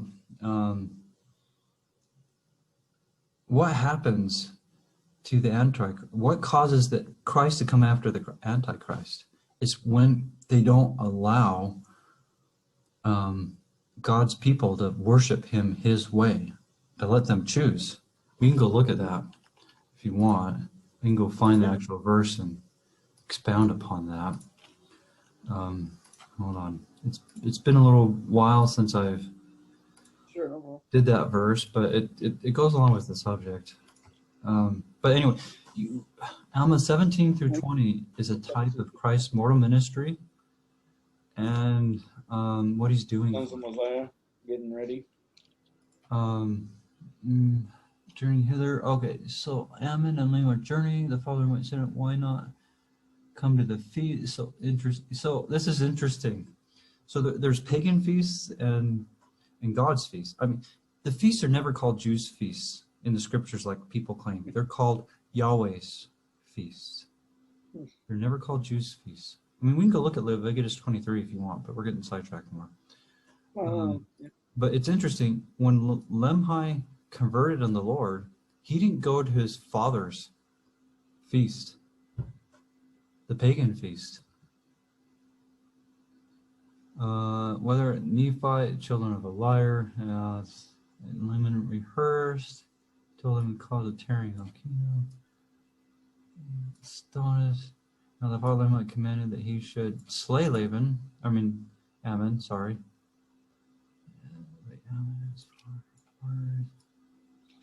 You mean where, so you're talking about where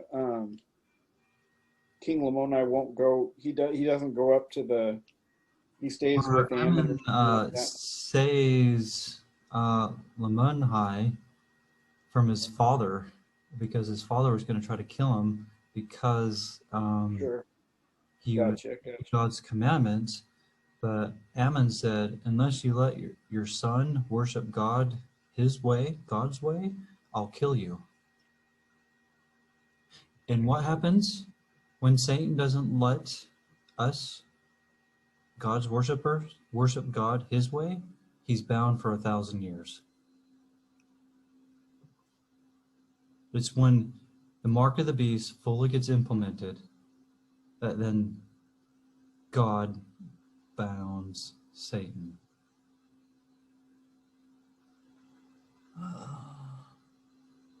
Ammon had said these words, the king rejoiced. Oh, okay. Now Ammon saw that he had wrought upon the old king according to his desires, and he said unto him, if thou wilt grant unto my brethren may be cast out of prison, so let my people go, right? And that also the Lamoni may retain his kingdom, and that you not be displeased with him, but grant that he may do according to his own desires, agency, to worship God, and whatsoever thing he thinketh, then I will spare thee. Otherwise I will smite thee to the earth. When Satan does not allow the saints of God to worship Yahweh in his ways, it is a little season after that that he is bound for 1,000 years. Just like Ammon is putting right here, right there. Just like it's coming. It's coming. I don't believe in my lifetime, and thus your lifetime. It's coming. What will you do?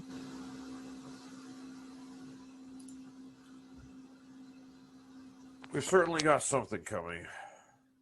Yeah, no doubt.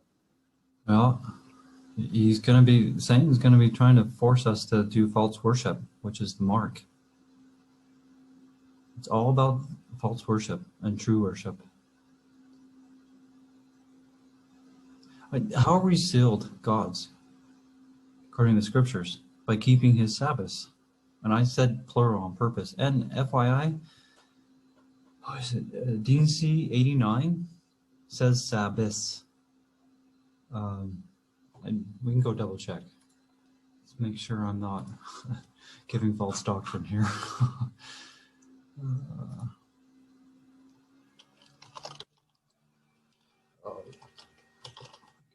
Coins. Why isn't the search working? Oh no, it's sacraments. I remembered wrong. Sorry. Sacraments. Not sacrament. It's plural though. That's I got a little mixed up. Sorry about that. But anyways, there's Sabbaths. There's many appointed days. The weekly one is just one. There's new moons, and then there's the 7 feasts. So there's 9. That's interesting. They say 9 planets. I wonder if there's a connection to that. But anyways. But the sign between us and God that we're his is that we keep his Sabbaths. I mean, God tells us to have parties. People don't keep God's parties. Instead, they keep the pagan ones. Anyways, sorry. We're getting sidetracked. But, yeah. The mark of the beast, to me, with my studies, it's false worship. I would say that it is pledging allegiance to this coming New World Order government, because if you can't buy or sell, you're not participating in this government system in order to participate in this cashless society that's coming. Well, and so I've heard that theory, and I've believed it in the past. I'm not sure about it now, because the earlier chapters of Revelation bring out that true worship is buying and selling. So I can see if I can find the verse. I don't know it off the top of my head. So, but let's see if the study can help. Let's see. If nothing else, I can use my tool for buy, right? So let's see if we can find that verse. All right. In Revelation, talking about buying and It's in selling. the earlier. It's not the one about you can't buy or sell. That's later that people use to say that's part of the sign. And Gotcha. without considering this other verse, I think there's some merit to it. But lately, I don't know how much merit there is with taking this earlier chapter into context, because it talks about buying and selling earlier in Revelation that people don't talk about. And the only reason I came aware to it is because of a talk I listened to on YouTube on it. So it's not something I found on my own. It's something that someone out brought out to my attention. But let's see if I can find the verse. B-Y. Huh. Oh, my. Oh, they only have one in Revelations. And that's not going to be the one. So you see here, the index of the LDS is not full and complete. Let's get my tool. In fact, here, I'll share my screen and my tool. You can, you'll see how I use it. I use it inside of my studio. I'm a software engineer by trade, so the program I use the most in my life is Visual Studio. You see what that looks like, because that's just where I use my tool.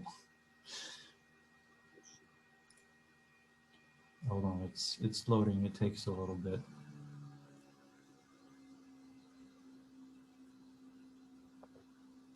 It's being busy. It's a big program. It takes a while to load. Sorry. Okay.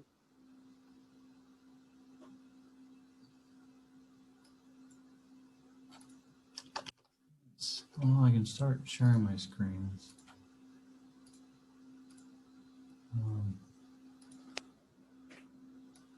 Oh, that's weird. Why isn't it going all the way down? Oh, that's... I don't want to share that. That's silly. Okay, give me 1 minute. It's being slow right now for some reason. Sorry. We'll find the verse. Hold on. Well, let's try internet search while that's trying to load.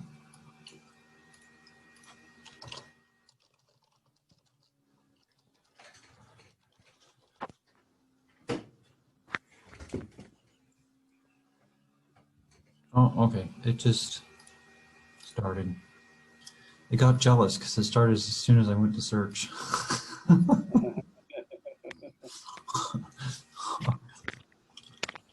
Let me see.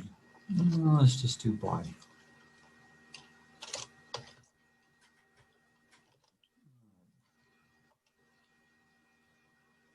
Buy is supposed to have 2 B's in it. So the initial, so regex, the /B is saying start of a word boundary. Ah, okay. It's my program's using regex.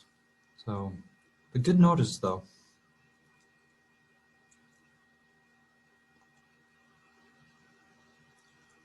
Oh, look at that. All right, so let's go find Revelation. Oh, okay, so there's 3 verses. Let me do something that makes it format so it doesn't go off the line, because that program sucks at formatting for reading. 1 second.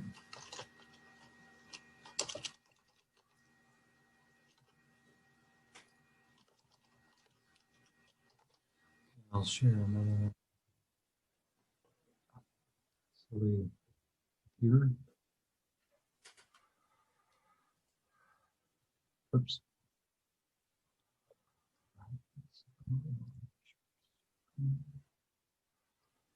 All right, so let's go see. So it's in 3 places, not just 2. Cancel ID to buy gold tried in the fire.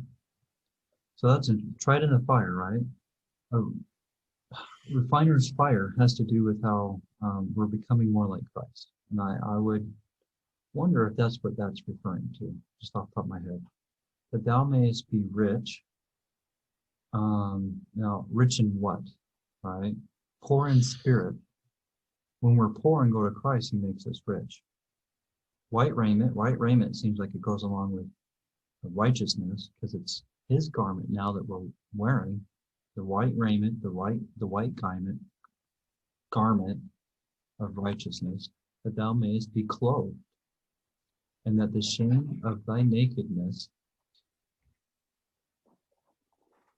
We're naked when we don't have Christ, right? And we're clothed when we have Christ. Do not appear, because, anyways, I'm sure you agree with that with me. If not, we can get into it. Mm-hmm.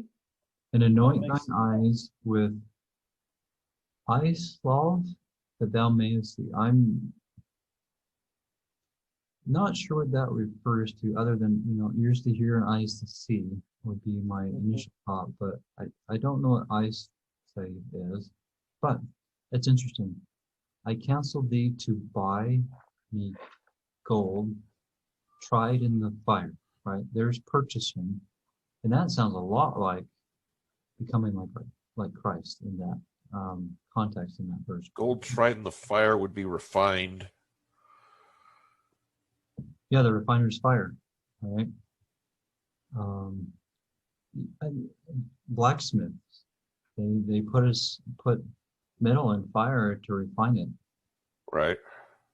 It's partly why, if we're not hot enough, we're spewed out, because we're not changing. If we're lukewarm, we're not changing and becoming like Christ. That's why we're spit out of his mouth.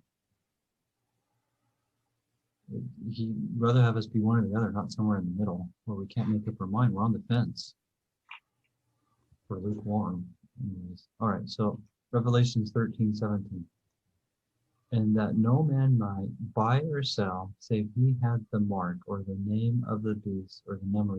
That's the one that most people bring out, right? Right. If you get rid of cash, then you have to be a part of a government's banking system. Well, in order to... how am I not using cash, part of the government's? You can come out right. When I'm using cash, am I not part of the government's banking system? Doesn't matter if it's Bitcoin or paper. All right. Well, if you're bartering with Bitcoin, then you're not you're part of the government's banking system. Currently, yes, but governments are working on having their own coinless system. But that is true.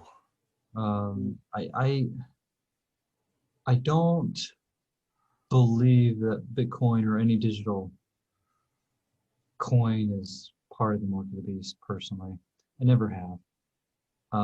If it is doing buying and selling, I mean, how long have we had credit cards? Those are cashless, and they have computers, as people claim, right? I mean, barcodes have 666 in them already. I'm not kidding. Barcodes start with 6, in the middle of 6, and they end with 6. I know some of these. I may not know them all. I don't buy that. Excuse the pun. I don't believe that's what's going on. I believe it's false worship. I mean, we can go look at Revelations 13 in a little bit, but let's look at this 18 one real quick. But that's the one that people quote, right, all the time, saying. Sure. Right. But 18:11, and the merchants of the earth shall weep and mourn over her, for no man buyeth their merchandise any more. So I don't know the context of 18 off the top of my head. We'd have to go look, but people don't stop buying, especially the world. They didn't stop buying. So why is they saying they? Because most of the world is deceived. Whatever this system is Satan's. Most of the world is bought into it. But now the merchants are sorry. We'd have to go look at Revelations 18. I don't know. So which one do you guys want to go look into? 3, 13, or 18? Doesn't matter to me. I'm game. I'm more interested in the 18 one right now because I don't know In that the one. 18 one? Okay. Let me get there. Share the other app.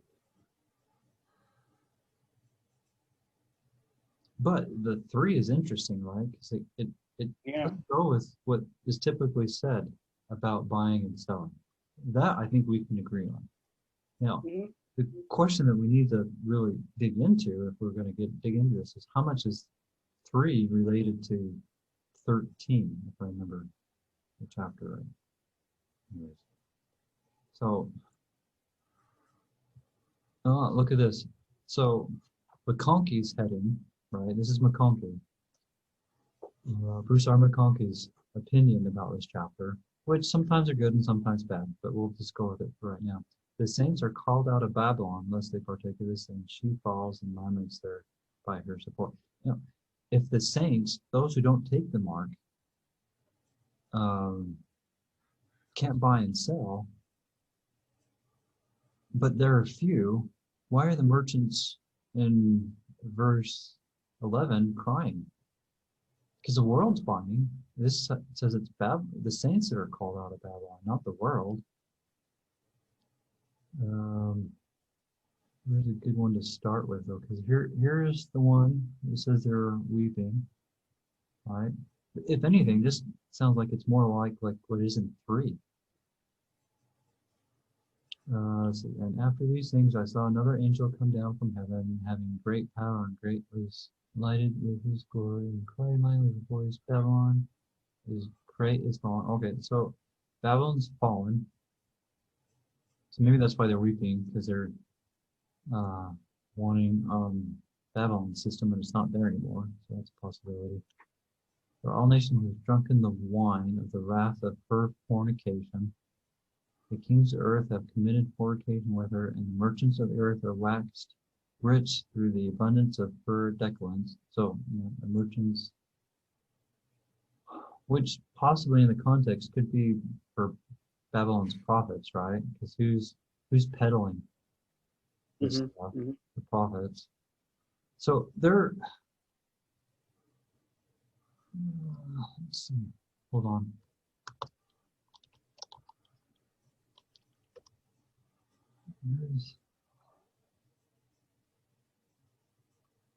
Let me see if they have their sister site. There's a site I like that I come across recently. I'm trying to. This guy.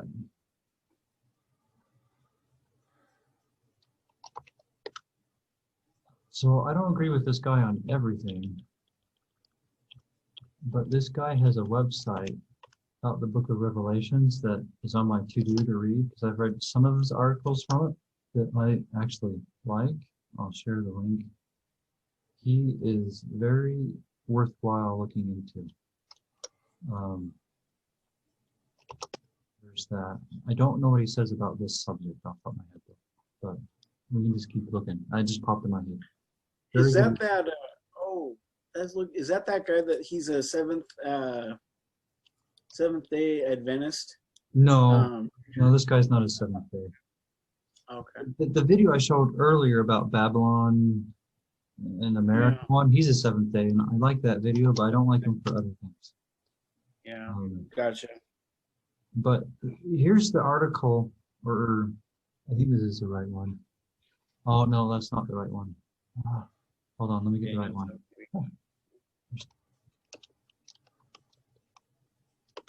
Let's see. Oh, no, I haven't. I have notes of various areas.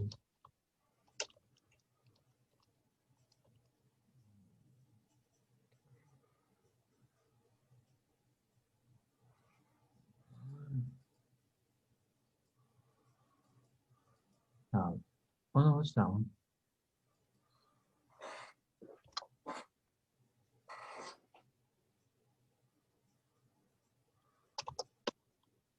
Oh no. Yeah, they're. So that last one is the one I like, and that's the book I'm reading right now. So just a quick summary, so you know where I'm coming from.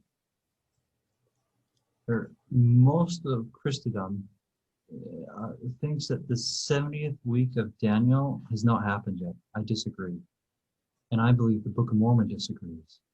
I believe the 70th week, in the middle of it was when Christ did his atonement, and then 3.5 years later is when Paul started taking the gospel to the Gentiles. And I believe the Book of Mormon supports that in multiple areas, but we're getting sidetracked. But that's the book. The last one on Daniel is the one, his site that I like. But the one above that on the Revelation is from that same guy that I like a lot of his stuff.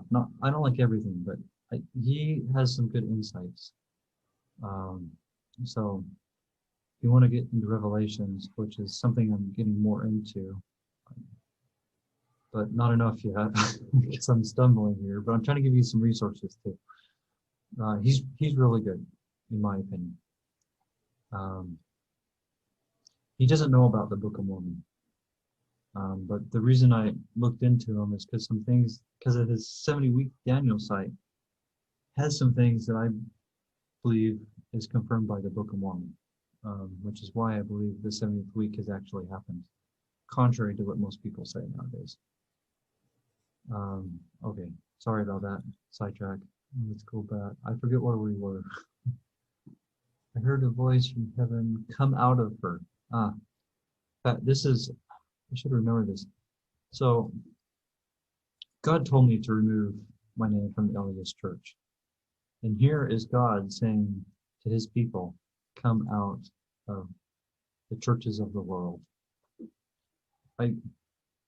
Nelson recently said, the Pope is a very righteous man. Are you kidding me? He's the most wicked man. The only reason someone would call the Pope righteous is because he's wicked also. I don't have a high opinion of Nelson. I've written about him on a few subjects. And I have more to write about too if I ever make it a focus. Anyway. Well, you know what you called when, I better not say this since this is recording. Here, I'll pause it for a minute. Hold on. Okay. Okay, it's paused. So in the group of guys that I run with, when we're talking about President Nelson and his foibles and stuff that he gets involved with, and you disclose it to somebody for the first time, it's called putting somebody in the full Nelson. So we lovingly call it the full Nelson. Yeah. Yeah, I think you could say that recorded, but it's up to you. But it fits. Yeah. That's funny. Yeah, that's funny. Anyways. Are you get a kick out of that? I did. Well, I'm out there. I have written articles about it. I don't believe Nelson, but I believe he's promoting bad things, and I've written about it. So yeah. Anyways, let's see. Well, there's one. I think we'll see a sign of what kind of a true prophet he is. Being a false prophet when he comes out and tells the members of the LDS Church to be good global citizens. Oh, what you already have. Go and get the vaccine. He already has. Oh, he did? He did? Yeah, his message on Friday. Well, I mean, he said to mask up, I thought, but he didn't. Did he come out in the? Did he say get the vaccine? Well, I don't know of exact those words, but it's in there. It's in there. Oh, okay. I think when we see that, I think that's well, I mean, obviously, there's other things, and I'll have to read your articles. The church already endorses vaccines. They made me, someone who stayed in the States, take vaccines. There's a requirement. Oh, right. When we go on missions and stuff to get the peanut butter shots and all that. They donate tons of money to give, not food to children that are starving, but money to give them vaccines. Yeah. What is their product? Mm. Feeding the poor or the pharmaceutical industry? Oh wait, I know what they have stocks in. Sorry. It's a pharmaceutical. Real farmers, really? Oh yeah, they have the Tons and biggest load of their um, stock investment in pharmaceuticals. yeah. I mean, that's I would say why they're against medical marijuana, even though the scriptures say it's good for you. We have Yeah. tons of scriptures on that. You want to see them? The healing herbs, because of the many good healing herbs. Yeah. That was I can't remember where it is. Yeah, bring it out.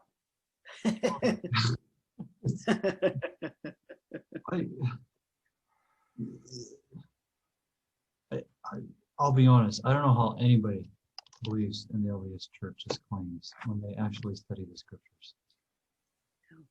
I mean, look, here's an Herbal article medicines, from there Joseph you go. Smith that talks about how Joseph Smith talks about herbal medicine, which actually goes Yeah. with what the D&C says. And what does the church say? Go to your pharmaceutical. Yeah. Don't worry about blessings. In fact, have faith not to be healed by priesthood power. Right?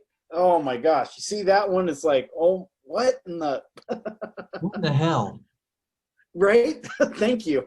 Also, What in the hell? It's like, really? Have the faith to not be healed? talk about unscriptural. Yeah. Because there it is right there, the Alma, the second one, because of the excellent quality of the many plants and roots which Oh, God here, had prepared. let's go into it more, right? There's Yeah. some of you not faith to be healed, believe, be nourished by all tenderness, by herbs, mild. Mild You know what mild means? What's that? Yeah. What's that? Fermented, alcoholic. Oh, really? I'll prove it to you. I'll bring up a dictionary. Nice. Oh, yeah. Where's Oh, the LDS I Church believe you, but yeah. Oh, so like kombucha and Site. that kind of stuff. Yeah. Okay. And I'll bring up the site instead of showing my notes, so that way people know I'm not just blowing smoke.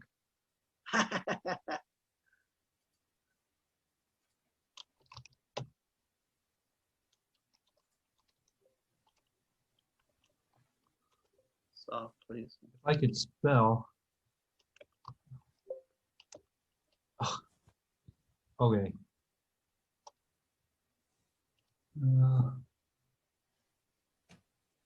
There we go. It's liquor, not alcohol. Yeah. Mild liquor. Mild catus. Oh. Mollifying. Liquor. And you know what science says? Fermented food and drinks, which, you know what ferment is? Alcoholic is good for you. Yep. D&C 89, mild barley. Mild barley drinks. Mild liquor. And what is beer? It's mild liquor. Mild liquor. Anyways, Cool. alcohol is good for men. I mean, don't get carried away. But Yeah. I've studied it. There's a lot of healing properties to fermentation. You know your bread is alcoholic. I'm not kidding you. Yeah. Because Well, the of course, yeast, it's right? got- Yeah, the yeast. Sorry, I'll shut up. Fermentation is alcohol. Yeah, that's exactly what I was going to say. The yeast is a key ingredient in it, so of course it is. Yeah, it's alcoholic. But according to the church, you can't have alcohol, so you can't have bread. You cannot have the stuff of life that represents Christ and His Word, according to LDS Church. Yeah. They don't know what in the world they're talking about. And I've spent a lot of effort unlearning the crap I've learned there. Anyways. All right. Anyways, mild food. The side note, guys. So I don't know how much you guys follow, since we're on this topic of marijuana and medicinal purposes, CBD oil and stuff. The psilocybin mushrooms, that they're in low doses. They're that have been shown to help people with certain mental disorders and stuff. I personally don't believe mushrooms are kosher. It's debatable within the community that are kosher. So I can give you an article that I believe It presents a very good case for that. And I keep biblical kosher laws. I don't keep Jewish traditions. Jews say you can't eat milk and cheese together. The scriptures don't say that. The scriptures say you don't boil a kid in its mother's milk. Kid in its mother's milk, right? And that's a pagan practice. And all throughout the scriptures, God tells us not to do things as the pagans do. Sure. Boiling a kid in its mother milk it's a pagan practice. And there's archaeological evidence that shows that. So a general rule of thumb, the Jews add to the law, Christians take away from the law. They both have problems. They're just slightly different. Slightly different, okay. But anyways. Is the reason they don't take mushrooms, they don't eat mushrooms is because Orthodox Jews will eat mushrooms. Orthodox Jews do? Okay. Yeah. I won't because I don't believe it's kosher. I can give you an article on it. Sure. Although, I mean, what I was going to say is Oregon has just passed a law basically allowing all drugs are now legal in Oregon. And what will end up happening is they're already talking about putting it on Washington's, to vote on it next year. So usually what ends up happening after Washington passes something is that Colorado will follow, and then California, and then right after that, then Utah is soon to follow. So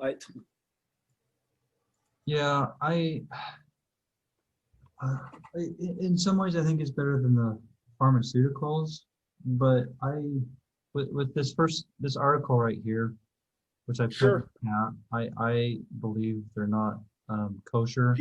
Because I see right there. Okay, they're decomposed. It's not directly said in the scriptures though, so it is, take it with a grain of salt, but it is what I believe.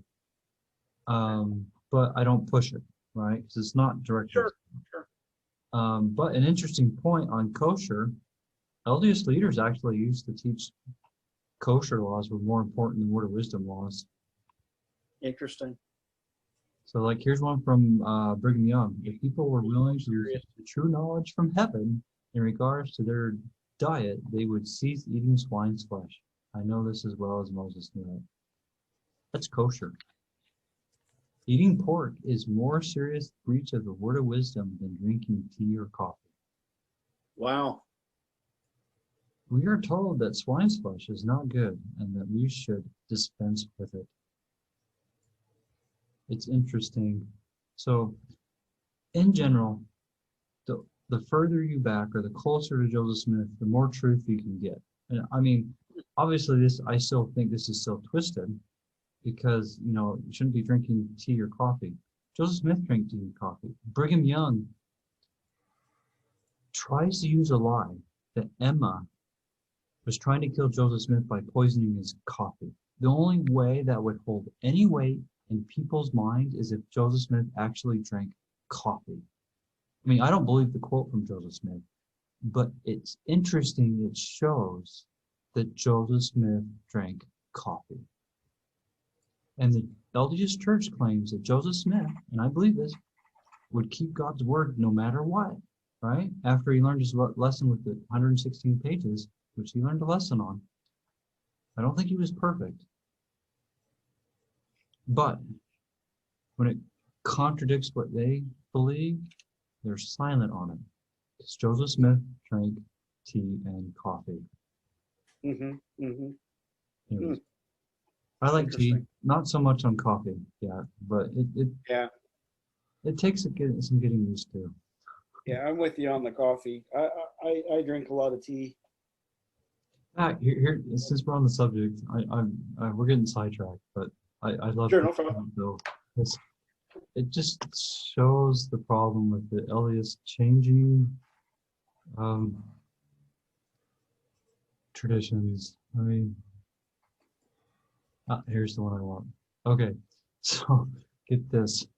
We are told very plainly too that hot drinks, coffee, tea, hot chocolate, cocoa, And drinks of this kind are not good for men. We are also told that alcohol drinks are not good. I mean, we know that's wrong. And tobacco, either smoked or chewed, is we're told that swine's flesh.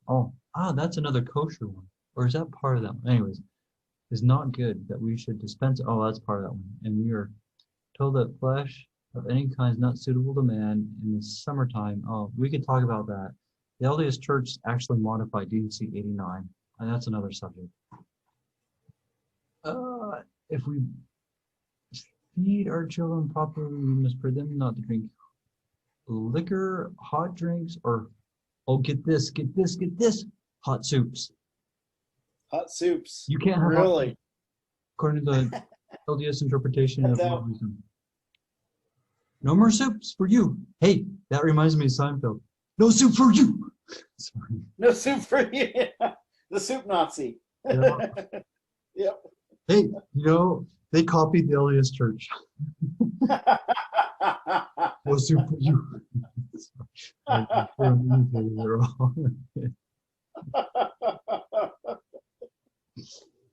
No soup for you. Nice. Anyways, we were looking. I don't know. Where do you want to? Should we go back to health stuff, or do you want to go back to Revelations? We're going all over the place. I know we're all. Because I'm gonna have to drop off around 9 o'clock, so I've got about another 12 minutes. What? Oh, yeah. The Old Testament says wine makes your heart happy and glad. And Joseph Smith quoted that at parties. As far as I know, he drank wine, right? Huh? As far as I know, he drank wine. Oh, he did. Yeah. There's he drank it the night he was murdered. There's a quote about Liberty Jail that he gave the wine he bought the before he died to the jailers. It wasn't for sacrament. Anyways, that's a whole other subject. The Book of Mormon. Oh, the righteous drink wine in the Book of Mormon. God made wine out of nothing to give the sacrament in 35:18. Right. He didn't make water. He made wine. So have you seen the meme where in the water section there's wine and they talk about how Christ was there, right? Because of the wedding. Yeah. So God, anyways, that's a whole nother subject. Oh, subject. Yeshua drank wine.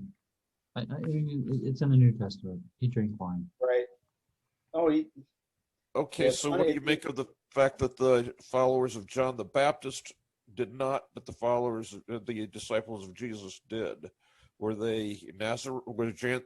Was John the Baptist took the Nazarene oath for a while? Okay. Would be my. Yeah, that was my understanding too.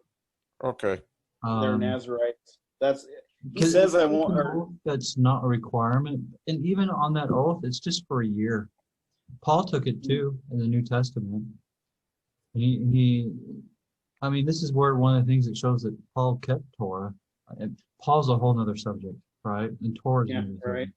But he did the sacrifices in the New Testament required at the ending of the Nazarite vow, which is what? It's in Torah. He kept Torah. There's a lot of examples of that. The feast days, Leviticus 23, are in the New Testament after Christ's resurrection. Anyways, there's a lot of misunderstandings in the New Testament. Christians proofread a lot, meaning that they put their own interpretation upon the verse rather than letting the verse and the context speaks for itself. Mm-hmm. But I will also say Orthodox Jews are kings at proof texts. They're way better at it than the Christians. Way better. Anyways, that's a whole nother subject.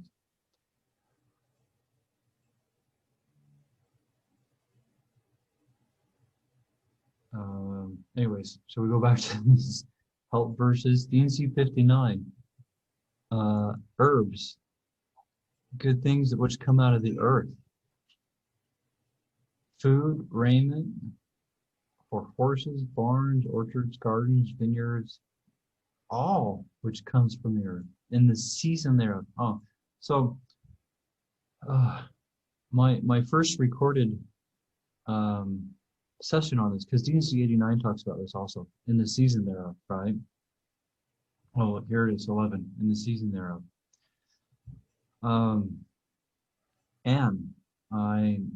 Summers, if I remember correctly, she talked about this because she's into the gardening a lot more than I am in the details. I like gardening. I had a garden growing up, my own. I'm sure my mom did most of it, right? But it was mine. Anyways, when I get a house, I want a garden. But she talks about how the season thereof is talking about when it's ripe and ready. Because when, like tomatoes or other fruits, when they're not actually ripe, they're actually poisonous for you. So in this season, when they're ready, when they're done, that's when you're supposed to eat them, not before, is what she believes. And how she explained it in that first video really makes a lot of sense to me. That's what that makes is. sense. Because I mean, I don't know about you, but we eat tomatoes all the time because the grocery store, right? But they're ripe. Right? If you've ever had a garden yourself, you know they're not ripe, but they're ripe, right? But anyways, if you eat fruit and vegetables before they're ready, they're actually poisonous for you. In fact, also there are some fruits and vegetables, and specifically beans, if you don't go through the fermenting process, they're actually poisonous for man. Right. Yeah. Fruits, mild food and drinks are good for man. Fermented alcoholic. Season thereof, made for the benefit and use of man, both to please the eye and gladden the heart. And you know, according to the Old Testament and Joseph Smith, what gladdens the heart? Wine, which is fermented. Right? Anyways, in fact, you probably know this. You know how they talk about the burning of the bosom because of the spirit? What happens when you drink wine? Oh, yeah, right. Anyways. The burning. Interesting. No, that's a good point. It's interesting, huh? So it would be probably the hard alcohol that would probably be not permitted. It would, no, wine's not hard. Hard is distilled. Wine's not hard, but I mean like vodka and you have to go beyond whiskey. the natural processing, because natural processing only goes to about 20%. It's when you start distilling or freezing, meaning doing additional man-made processes, that is where you start getting beyond the 20%, is when you start getting the hard or strong stuff, which is then only for the cleaning of the body. Sure. And I mean, if you, whatever you believe on D&C 89, I bet I applied it more than LDSites. I've done whiskey to clean my body, as Joseph Smith has done before being rebaptized. Joseph Smith used whiskey to clean himself before the Sabbath.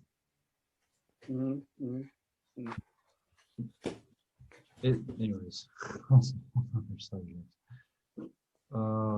Food for raiment, taste, smell. Look, things to enjoy. You know, in the garden, we're supposed to eat of all the trees. We're supposed to enjoy life, except for one, sin. The knowledge of good and evil, sin. That is what we're not supposed to partake. And God defines sin. We're supposed to enjoy it. Look, for taste and smell, that's enjoyment. To strengthen the body and to enliven the soul. Food, according to D&C 59, enlivens the soul.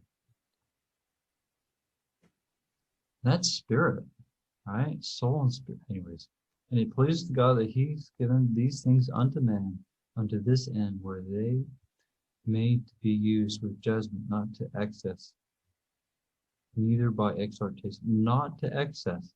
I mean, you know, drinking too much water can kill you.